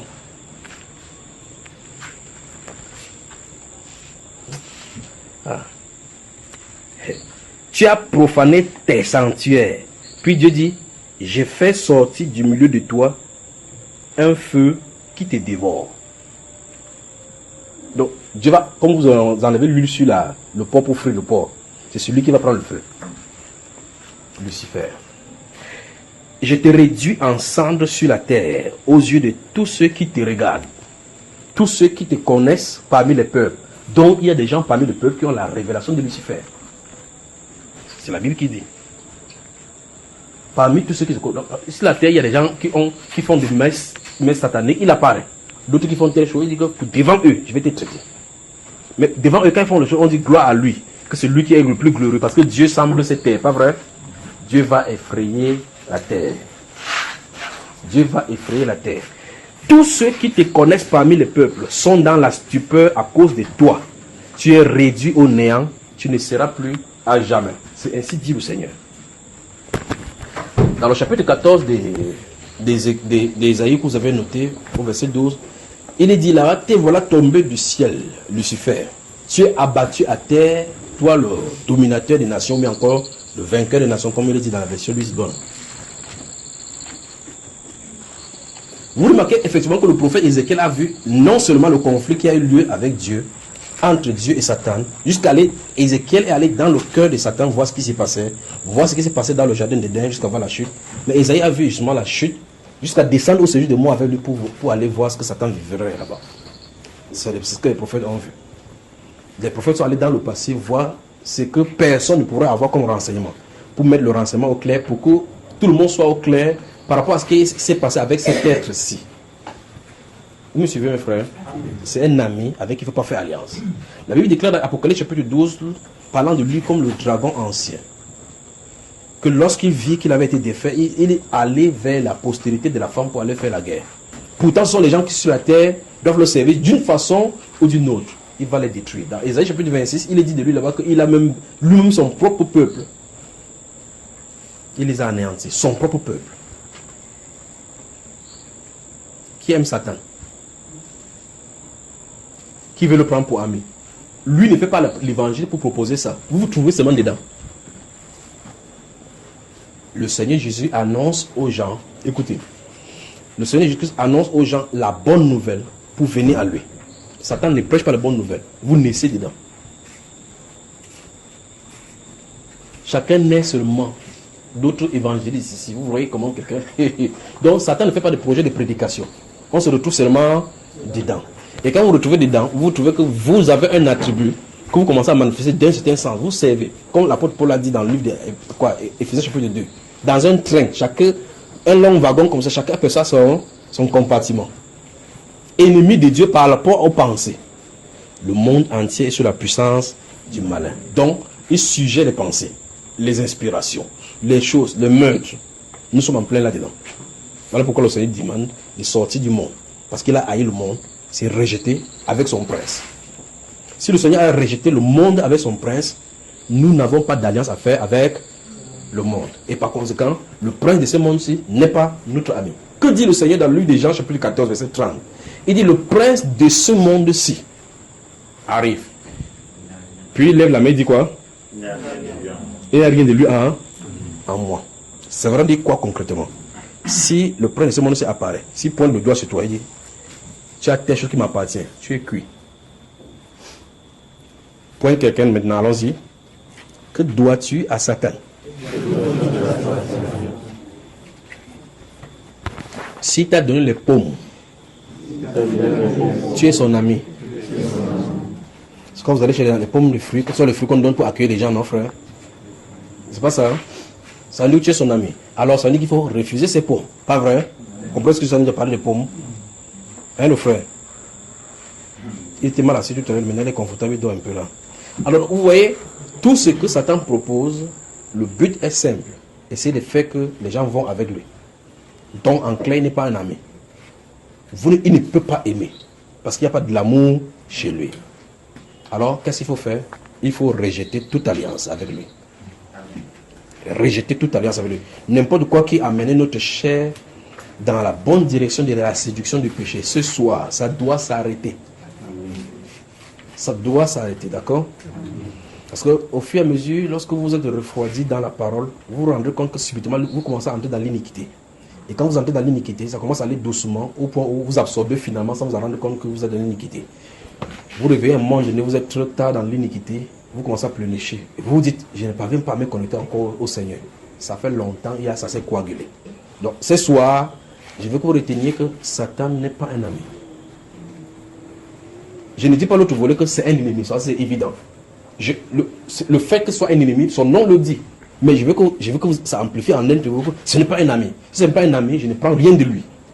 Je ne dois pas avoir de contact, enfin, vous allez avoir de contact avec lui. Je ne dois pas avoir de contact de familiarité avec lui. Je ne prendrai aucune de ses propositions, ni de ses suggestions. Souvenez-vous des chrétiens face aux mauvaises pensées. C'est une conséquence de cela. Je vais arriver. Quand on va arriver dans les mauvaises pensées, encore dans les résolutions, vous allez voir pourquoi ils sont de parler de ce thème principalement. Vous me suivez, n'est-ce pas? Okay. Vous vous souvenez, j'ai fait une part là dedans, vous voyez. Voici, nous montons à Jérusalem et le Fils de l'homme sera livré entre les mains des incirconcis, des païens. Ils cracheront sur lui. À Dieu ne plaise. Seigneur, ça n'arrivera pas. Arrête de moi, Satan. Vous connaissez cet événement? Qui parle au travers de l'apôtre Pierre? Comment? Vous voyez cela? Il faut que cette connexion ne soit plus. C'est-à-dire que nous ne soyons pas des canaux de distiller des choses sataniques. D'une façon ou d'une autre. Il faut que la connexion soit coupée entre lui et nous.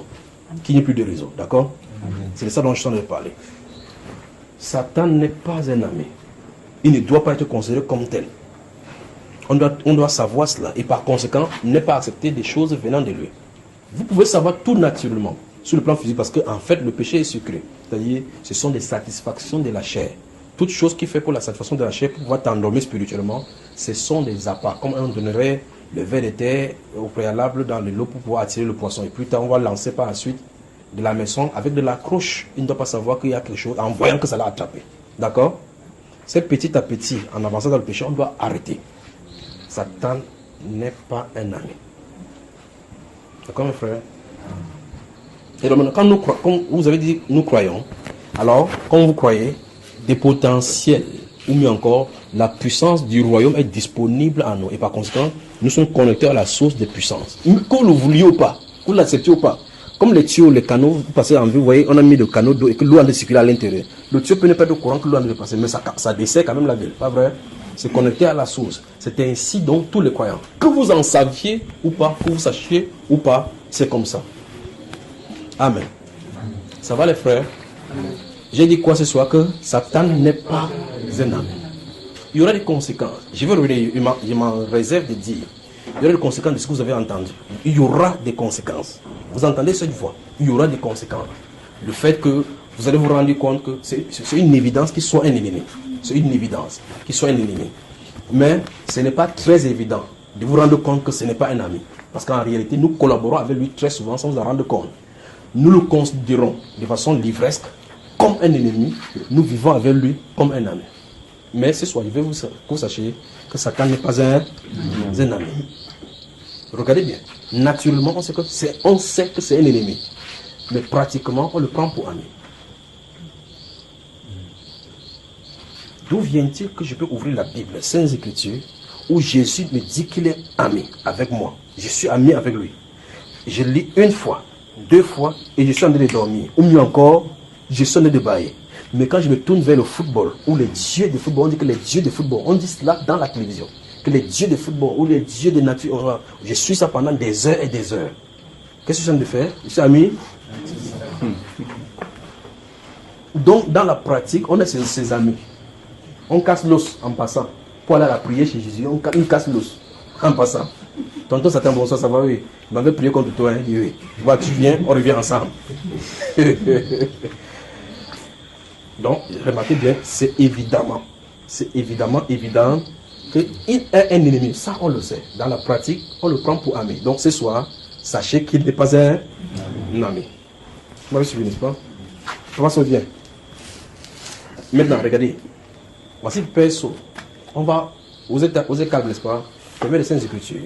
On va voir un exemple de ces choses-ci. Tu es un croyant.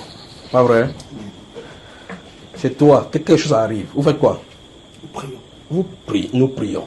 Parce que tu crois que Jésus-Christ, son nom est puissant. Celui qui n'a pas d'espérance, qu'est-ce qu'il fera quand il y a un problème? Il cherche la solution. Il cherche la solution. Soit la panique, ou quoi que ce soit. Viens nous dire non ce qui s'est passé, viens.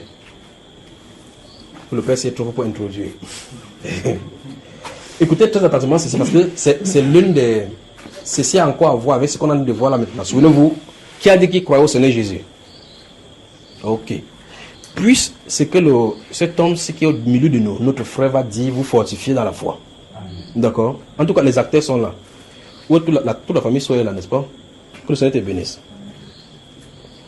Voilà. Samuel soit là. Voilà, Samuel soit là.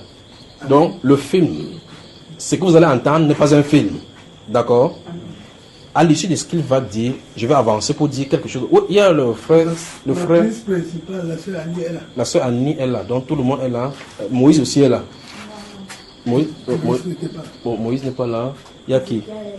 Ézéchiel. Il y a un autre qui a voyagé. Donc, voici un film familial organisé par Dieu. Écoutez très attentivement. Frère. Que le Seigneur nous bénisse, frère. Amen. Dimanche, c'était dimanche. Vous entendez là-bas? Le frère l'avait bien suivi. C'était dimanche. Dimanche, il y a la réunion des femmes. Je le situe pour marquer le temps, pour que nous puissions comprendre. Il y a la réunion des femmes et puis ça finit, c'était fini vers les 19h. La sœur Annie était déjà revenue. Pardonnez-lui avec sa voix, il a trop prié fort. La sœur Annie était déjà revenue de l'assemblée de la réunion des femmes. Samuel avait passé la journée à travailler. Gardez bien l'esprit, voici Samuel, n'est-ce pas? Samuel. Non, levez-vous. Parce que je vais lui poser des questions par rapport à quelque chose qui se passe. Oui. Samuel avait passé la journée à travailler. Il avait été très assidu, contrairement à ces 2 jours.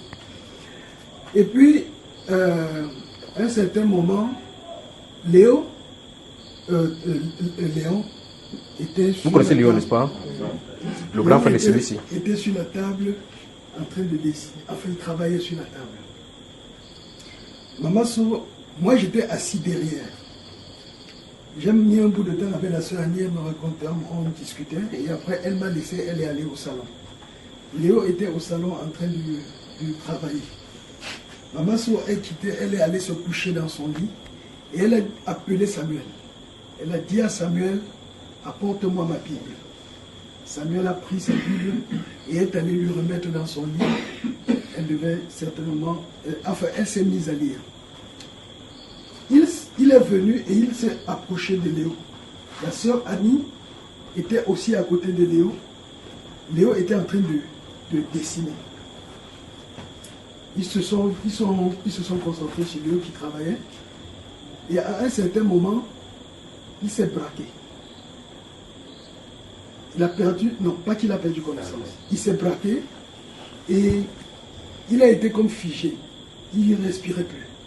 Il cherchait de l'air. En fait... Viens garçon, viens, tu t'assois comme ça, tu vas nous expliquer ce qui s'est passé. Ton père pas comme si c'est lui qui vivait ça. Il cherchait de l'air. Il essayait de chercher à respirer. Et entre-temps, il a perdu connaissance. Le réflexe... Ça, c'est en pleine journée. Pleine journée. Non, nous sommes dans les coups de 19h. 19h. 20h, donc il y a dans l'obscurité. Oui. Ok. Le dernier réflexe qu'il a, c'est de chercher. Il savait que derrière lui, la dernière conscience qu'il a, c'est que derrière lui, il avait un fauteuil. Oui. Il cherche donc à se rapprocher pour s'asseoir. Et puis, la sœur Annie a appelé Maman So, qui était dans sa Bible, elle n'a pas compris. Elle m'a appelé à la hâte. Avec cela, avec cette... Oui, avec précipitation. Venez. Je cours, j'arrive, je trouve Samuel, il n'est plus là. Je cherche le pouls, il n'y a plus rien. Je mets la main sur la poitrine, j'entends un petit battement. J'appelle Samuel. Là, ses yeux étaient ouverts. Ses yeux sont ouverts. Et braqués. Braqués. Il cherche à respirer. Au départ, il cherche à respirer. Il respire en saccade. Et après un certain moment, il n'y a plus rien. Je cherche le pour rien. Je mets la main sur la poitrine, je perçois un petit truc. Il y avait la musique qui était en train de jouer là. La musique, je crois que c'était Sublime, quelque chose comme ça qui jouait. Je demande qu'on arrête la musique et puis je demande tout le monde, allez, on prie. On s'est mis dans la prière. Tu n'as pas porté pour aller à l'hôpital.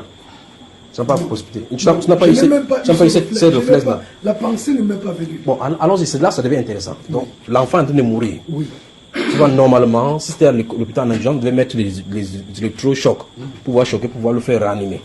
Ceci a une conséquence parce que par rapport à ce qui s'est réellement passé, par rapport à tout ce qu'on a de voir maintenant, Satan n'est pas un ami. Donc, dans tes pensées, écoutez bien, dans tes pensées, vous n'avez pas eu de réflexe que transportons-le rapidement à l'hôpital. Subitement, c'est venons, on prie. Oui.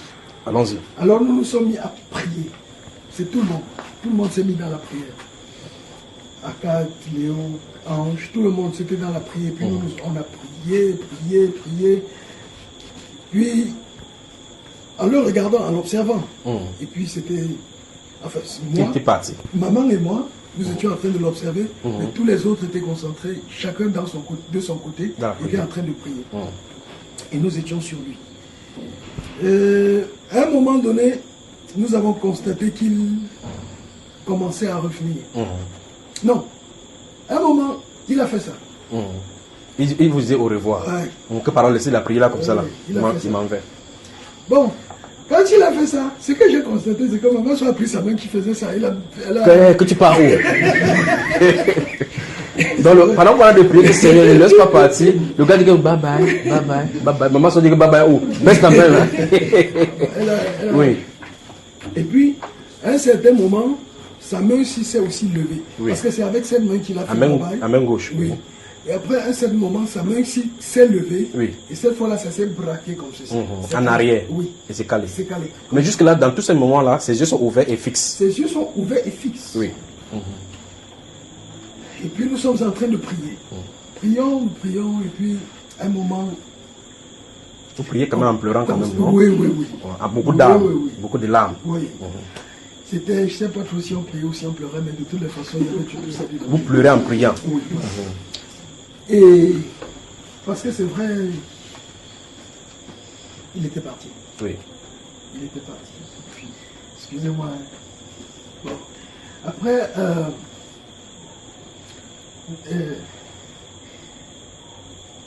vous avez prié comme ça pendant combien de temps à peu près? 45 minutes. D'intense prière. 1 heure même. Voilà 1 heure. Hein, voilà. Moi, je comptais ça. De l'autre côté, vous priez, vous êtes en train de prier, hein, enchaînant dans la prière, et vous remarquez que de façon spontanée, vous priez sans arrêt, il n'y a pas une fatigue qui vous prend. Mais vous continuez à prier, l'enfant est là, il est carrément mort. Il ne bouge plus. Mais vous continuez à prier, pas vrai? Oui. Qu'est-ce qui s'est passé donc? Nous avons cru. Nous avons cru que ça ne pouvait pas se passer comme ça de toute façon.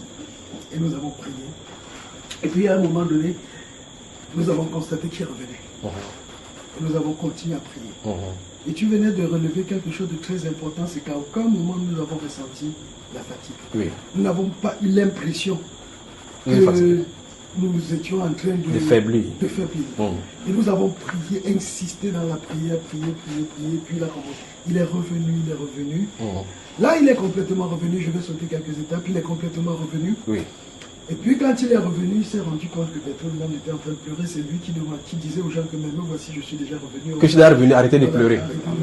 Et puis il a demandé qui devait aller aux toilettes. Et puis c'est tout. Et qui devait aller faire pipi aux toilettes. Oui. Et puis on l'a accompagné. Vous l'accompagnez en délégation, en priant. Que par ici, ne tombons pas les meufs au nom de Jésus. Nous l'avons accompagné. Vous voyez, nous rions de façon unanime, mais ça aurait été un deuil. Mais ceci, c'est un enseignement que le Seigneur veut que nous comprenions de sa grâce dans nos vies, d'accord? Et surtout de son nom qui est puissant. Frère. À un certain moment, il y a un détail que j'oublie. À un certain moment, Maman Soé dit Jésus, prononce le nom du Seigneur. Quand il a commencé à revenir. Oui, quand il a commencé à revenir. Oui. Maman Soé lui a dit, dis Jésus, prononce le nom du Seigneur Jésus. Au départ, il ne parvenait pas. Oui. Alors graduellement, ça venait, il essayait, il avait du mal à s'exprimer. Oui, il avait du mal et après un certain moment, c'est venu. Quand il a dit Jésus. Jésus, ça c'est lui. Jésus, jusqu'à ce qu'il revienne entièrement. Oui. Et puis après, donc il a voulu faire pipi, nous l'avons amené en délégation. Oui. Toujours en priant. En priant toujours. Et puis après nous l'avons ramené, nous avons insisté, continuer dans la prière. Et puis après on a commencé à chanter. Oui. À s'embrasser et à essuyer les larmes. C'est pas la première fois. Déjà, c'était pas la première fois parce que je crois qu'il y a environ 2 mois, ou bien un peu moins de 2 mois. Oui. Cette fois, Moïse, c'était l'intermédiaire. Oui, Moïse. Oui. Moïse était en train de ici, c'est Samuel. Oui, mais Samuel. Là, c'est Moïse. Oui. Voilà. Voici Moïse. Donc, les Moïse vrais était acteurs en train bibliques. de jouer à la maison. Oui. Il a traversé, parce que devant notre maison passe une ruelle. Oui. Alors, Moïse était en train de jouer. Ma belle-mère était assise à la véranda. Moïse était en train de jouer dans la cour. Il a traversé, il est allé le mur de la maison en face. Oui. Il est allé là-bas, je ne sais pas, il jouait. Alors il a commencé à avoir des picotements. Mais il a dit que mes pieds chauffent. Mes pieds piquent. Oui. Et voilà, mes pieds piquent. Et puis, ma belle-mère, after d'abord dit que laisse ça, le jeu. Elle a pris ça comme de la rigolade. Oui, comme un jeu. Et puis, je crois que c'est maman ou bien toujours ma belle-mère qui a dit à Samuel. Et très surprenamment, Samuel était là. Elle a dit à Samuel, va le chercher. Samuel est allé le chercher. Dès que Samuel a posé la main sur lui comme ça, tout le transfert là s'est passé sur Samuel. Lui, il a arrêté. Oui. Subitement, oui, les picotements, tu le ressentais. Il a arrêté sur lui. Oui. Et ça a pris. Oui. Et ça a pris Samuel. Oui. Et ça, c'était plus les pieds, c'était tout le corps. Oui. Ça a envahi le corps de ça. Attends, Samuel, il était méconnaissant. Il criait. Là, tout le monde voyait ce qui se passait. Tout le monde. Attends, nous étions tous là. Et puis nous avons. Et puis je m'approche de Samuel, je veux comprendre. Je ne comprends rien. Et puis quand je ne comprends rien, la seule chose qui me reste à faire, c'est de prier. Prier. Et nous avons pris Samuel et puis nous sommes entrés. Nous sommes allés derrière avec toute la famille. C'était la prière. C'était la prière. Nous l'avons prié. Cette fois, c'était un peu plus d'1 heure de temps. Enfin, un peu moins d'1 heure de temps, mais aussi quelque chose comme ça. Et après... Là pour ce premier cas, il était conscient. Mais il criait plutôt ces tout choses son qui étaient corps arrivées. brûlait, ça fourmillait, ça picotait. Subitement, alors qu'il y a cela quelques minutes, il était en l'aise, Oui. il était en forme. Oui. Et puis ça a commencé sur Moïse. C'est quand Le simple fait qu'il a touché Moïse, ça a lâché Moïse, ça l'a pris. ça s'est transféré. Et puis ça l'a torturé, puisque ça l'a torturé. Et après, c'est fini. Il m'a dit, papa, c'est fini. C'est parti comme c'était venu. Et puis, nous avons rendu grâce à Dieu. Et puis voilà, c'était fini. Voilà. Avant qu'il ne passe à lui, de ton espérance de ce qui s'est passé, qu'est-ce que tu peux donc dire au milieu de ceux qui t'écoutent maintenant? Qu'est-ce que tu peux dire? Déjà, que dire? Déjà, il faudrait que nous puissions savoir que les épreuves, que si nous sommes chrétiens, nous allons croiser le diable sur notre chemin. Ça, c'est la première des choses. Et croiser le diable sur notre chemin, cela veut dire les épreuves viendront.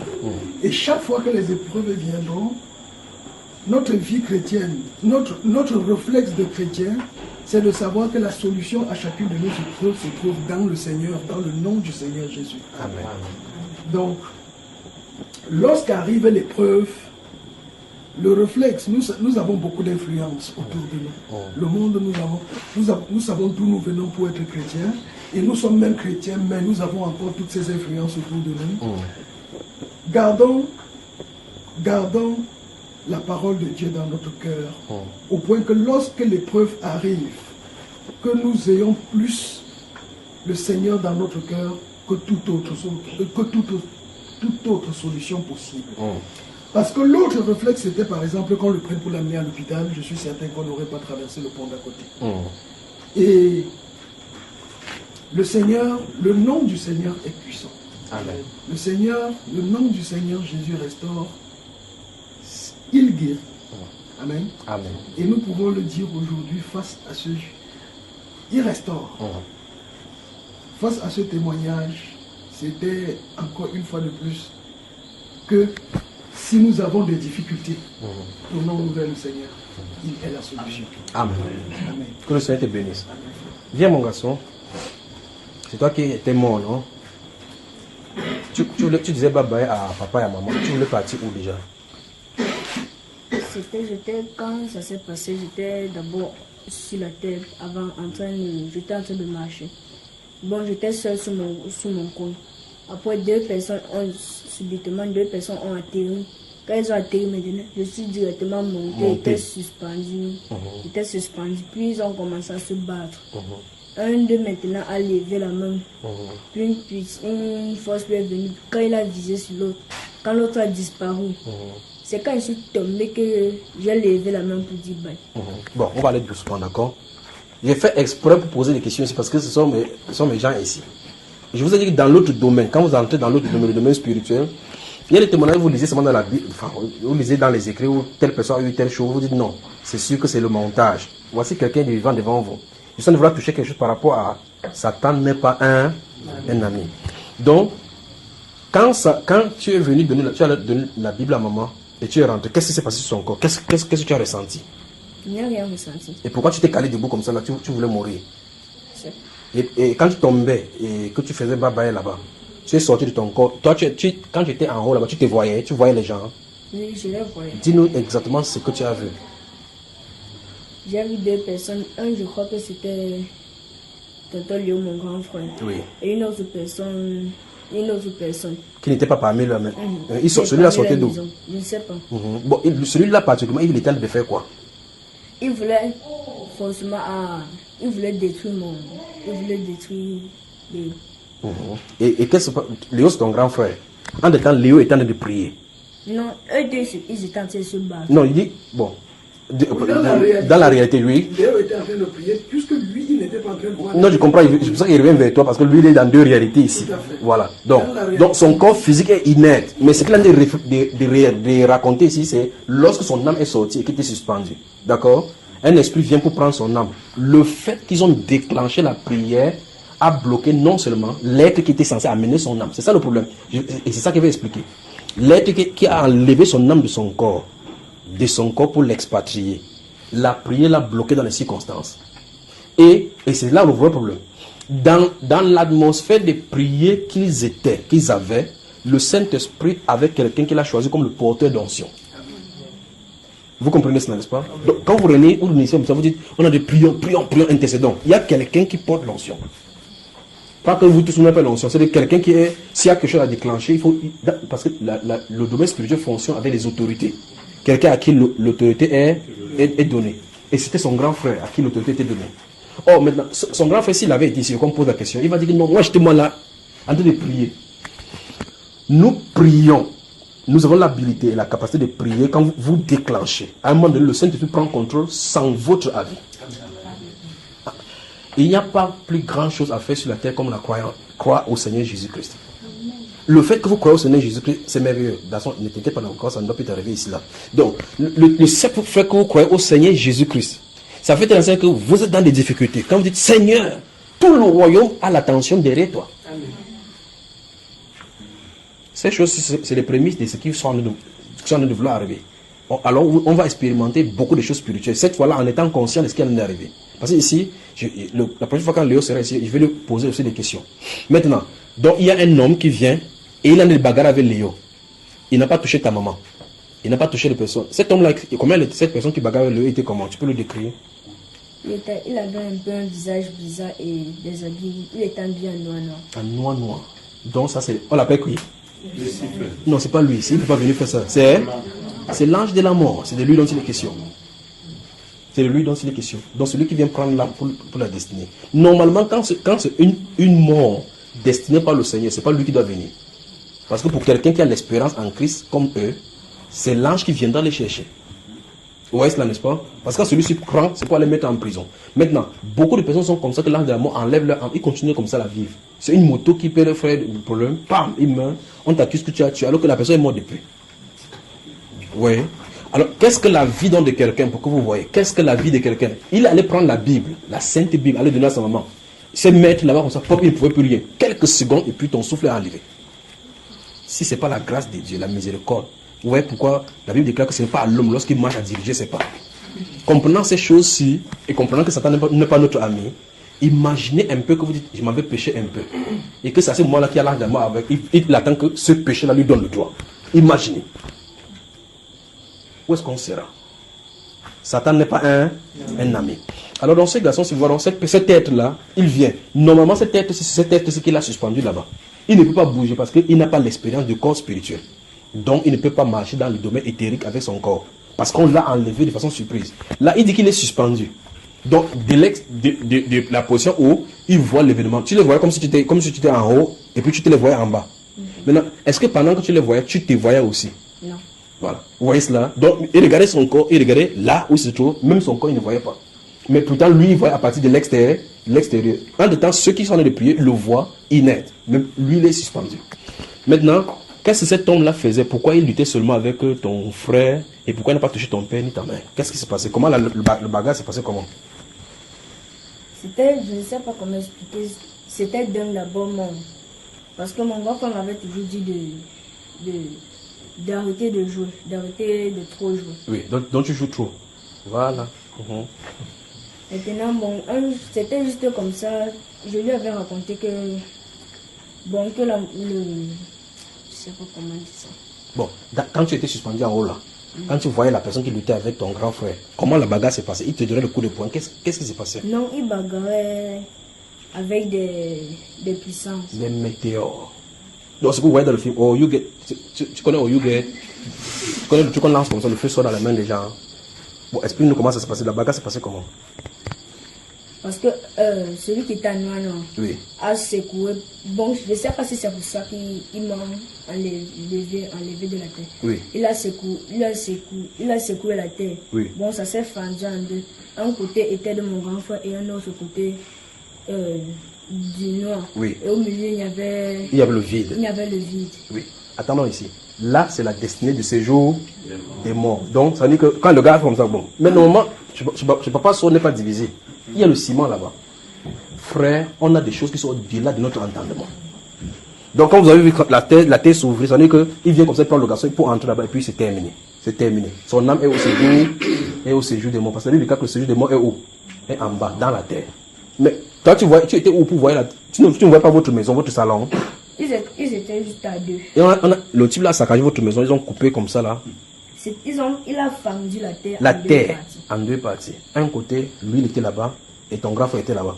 Et ton grand frère il le regardait et combattait avec lui comment? Avec quoi? Je ne sais pas. Explique-moi, comment il a fait pour taper celui qui était en noir? Comment ton grand frère a fait pour le vaincre? Il a juste levé la main. Et une force lui est arrivée, puis il a visé sur l'autre. Il a visé qu'est-ce qui est sorti de lui? Parce qu'il est de l'autre côté. C'était juste l'air. L'air est sorti comme ça. Il a visé. Bon, l'air l'a projeté, il a disparu. Le type a disparu. Et la terre est devenue comment? Et la terre s'est recollée. Et entre temps, quand tu as vu ça, quand ça s'est passé maintenant, comme le monsieur a disparu. Quand lui il a disparu, quand moi je suis retombé, oui. Je n'ai plus vu personne. Oui. Ma main était.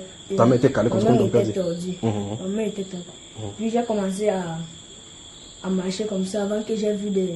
Quand j'ai soulevé la tête, oui. J'ai vu les éclairs qui passaient. Il y avait juste les éclairs. De toute façon, je crois que même à ses 17 ans, il pourra revenir sur ces événements-ci. Parce que là où il est là, c'est tellement. Vous voyez qu'il nous sort maintenant l'histoire des éclairs. Donc il a des choses, ce sont des choses que Dieu lui a demandé, lui a fait vivre parce que ça concerne son propre ministère à lui. Quand il va grandir au fur et à mesure, ce sont des choses qui vont rester en lui. Comme je vous ai dit qu'à 2 ans, j'ai vu ma tante se coucher là, et puis je l'ai vu debout avec certaines choses qui n'est pas encore parlé. Maintenant, ça veut dire que les éclairs passaient toujours dans votre maison là, tu le connais là. Les éclairs passaient comment? Ça faisait comment? C'était juste en l'air, ça faisait des traces, bon, ça se fendait en deux, puis ça se fendait. Bon, un autre s'est passé comme ça, c'est calé. Oui. L'autre est venu comme ça, l'autre est venu, puis c'est calé. Donc les étoiles étaient comme ça traçait. Oui. Or, sur la terre, ils sont en train de prier au nom de Jésus de Nazareth. Vous voyez que le nom de Jésus amène le ciel sur la terre. Les dominations du royaume terrestre sur la terre. Et ton frère, tu as vu, quand il a prié, la puissance est venue sur lui, il a envoyé celui-là, ça l'a chassé. Comment ton frère était? Il était grand, il était comment? Je l'ai plus vu. Même lui, il a disparu. Léo va nous dire où il est parti. D'accord. Et où tu t'es réveillé maintenant, quand tu es sorti de ton corps, tu t'es senti à l'aise. Tu n'avais pas mal nulle part. Non. Tu étais content. Bon, quand tu étais suspendu là-bas, tu voyais le monde. Le monde était comment? La terre était comment? Comment était la Je ne voyais personne que les deux là. C'est seulement les deux. Il y avait la grande terre qu'on connaît. Que le Seigneur te bénisse. D'accord? Viens t'asseoir.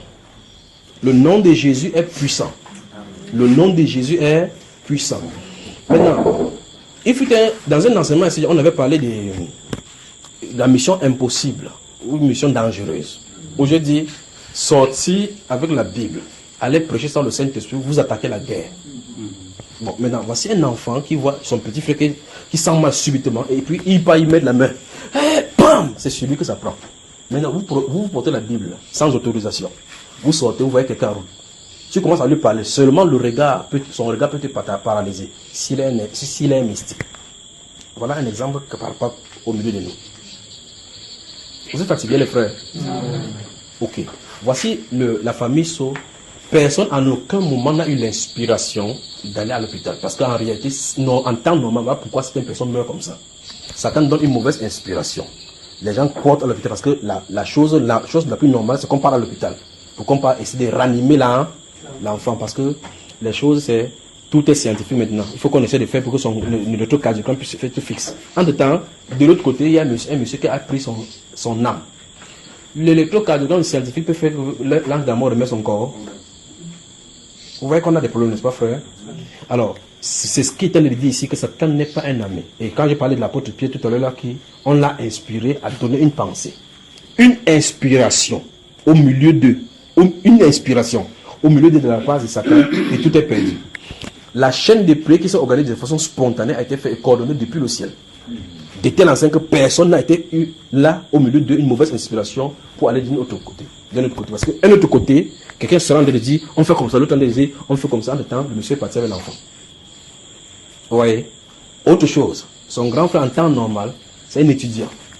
Mais le voici dans l'esprit en train d'être utilisé par le Seigneur. Voici la partie la plus intéressante de cela. Vous lui dites, Léo, qu'est-ce que je faisais? J'étais de l'autre côté en train de prier. Aussi vrai que cet enfant s'y est couché, et que son corps est physique là, et que son vrai lui est à l'extérieur en train d'être amené. Aussi vrai, celui-ci aussi en train de prier.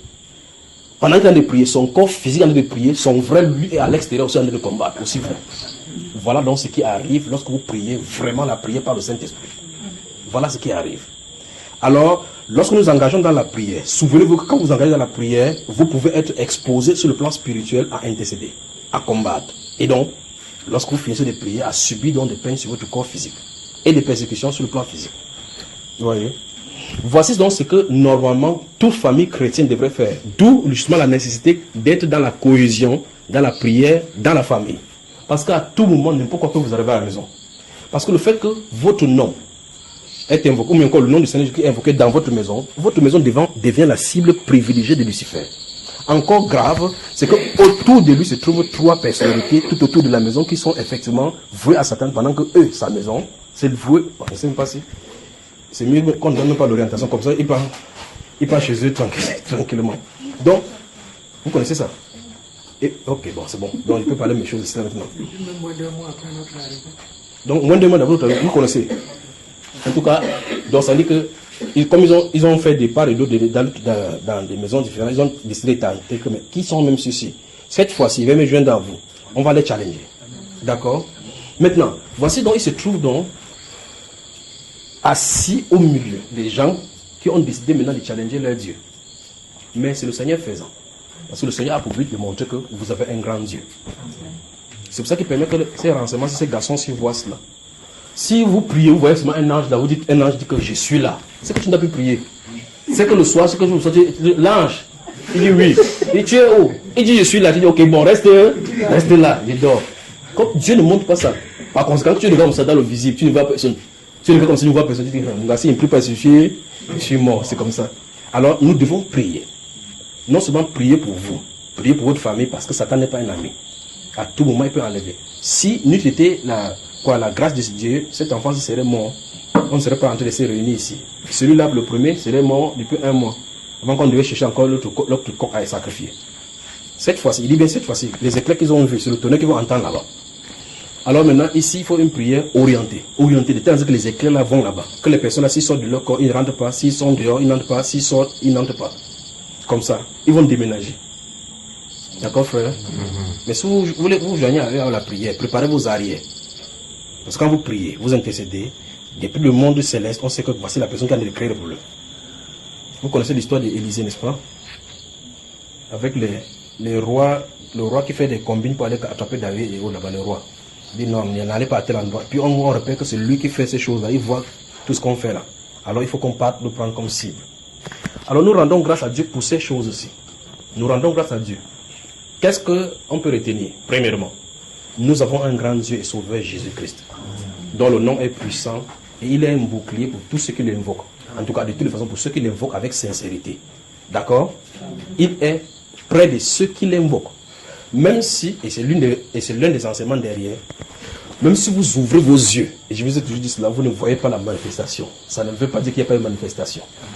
Parce que c'est que le garçon a décrit, vous dites à ceux qui sont de voir, les scientifiques diront que non, c'est sûr que c'était l'illusion. L'enfant était dans un état illusoire. Il était plus réel que ceux qui voyaient dans le physique. Alors lorsque vous en fermez les yeux pour prier, vous ouvrez vos yeux pour prier. Souvenez-vous, quand vous dites au nom de Jésus, vous avez déclenché quelque chose sur le plan spirituel. Que vous en soyez conscient ou pas. Donc si vous êtes dans des endroits où il y a des sorciers, vous commencez à dire au nom de Jésus, gardez bien votre vie en règle. Parce que vous allez dire au nom de Jésus, je vous challenge. S'ils viennent vers vous en esprit et voient que vous avez des ténèbres comme eux, ils vont demander à cette ténèbre qui te tient comment faire pour avoir accès à ta vie. Ils vont se renseigner. C'est là-bas, le renseignement se passe là-bas au plus puissant que les renseignements humains. Et donc, si ta part, c'est la pornographie, tu vas confirmer. Si ta part, c'est la masturbation, tu vas confirmer. Si c'est le mensonge, le vol, tu vas confirmer. Après, vous allez voir que ces choses vont s'accentuer. Justement parce qu'ils te travaillent pour pouvoir avoir les portes d'entrée et travailler dans ta vie. Le nom de Jésus-Christ est puissant, pas vrai, frère? Amen. Nous rendons grâce à Dieu pour ces familles. Nous allons prier donc. Priez donc pour chacun de vous, pour votre famille, et que ceci soit un exemple pour vous. Que nous prions afin que chacune des choses qui se passent en nous, au travers de nous, dans nos foyers, dans nos maisons, que la première pensée soit d'invoquer le nom du Seigneur Jésus-Christ. Prions. Que Dieu vous bénisse, que Dieu vous bénisse, que Dieu vous bénisse, que Dieu vous bénisse. Que Dieu vous bénisse. Que Dieu vous bénisse.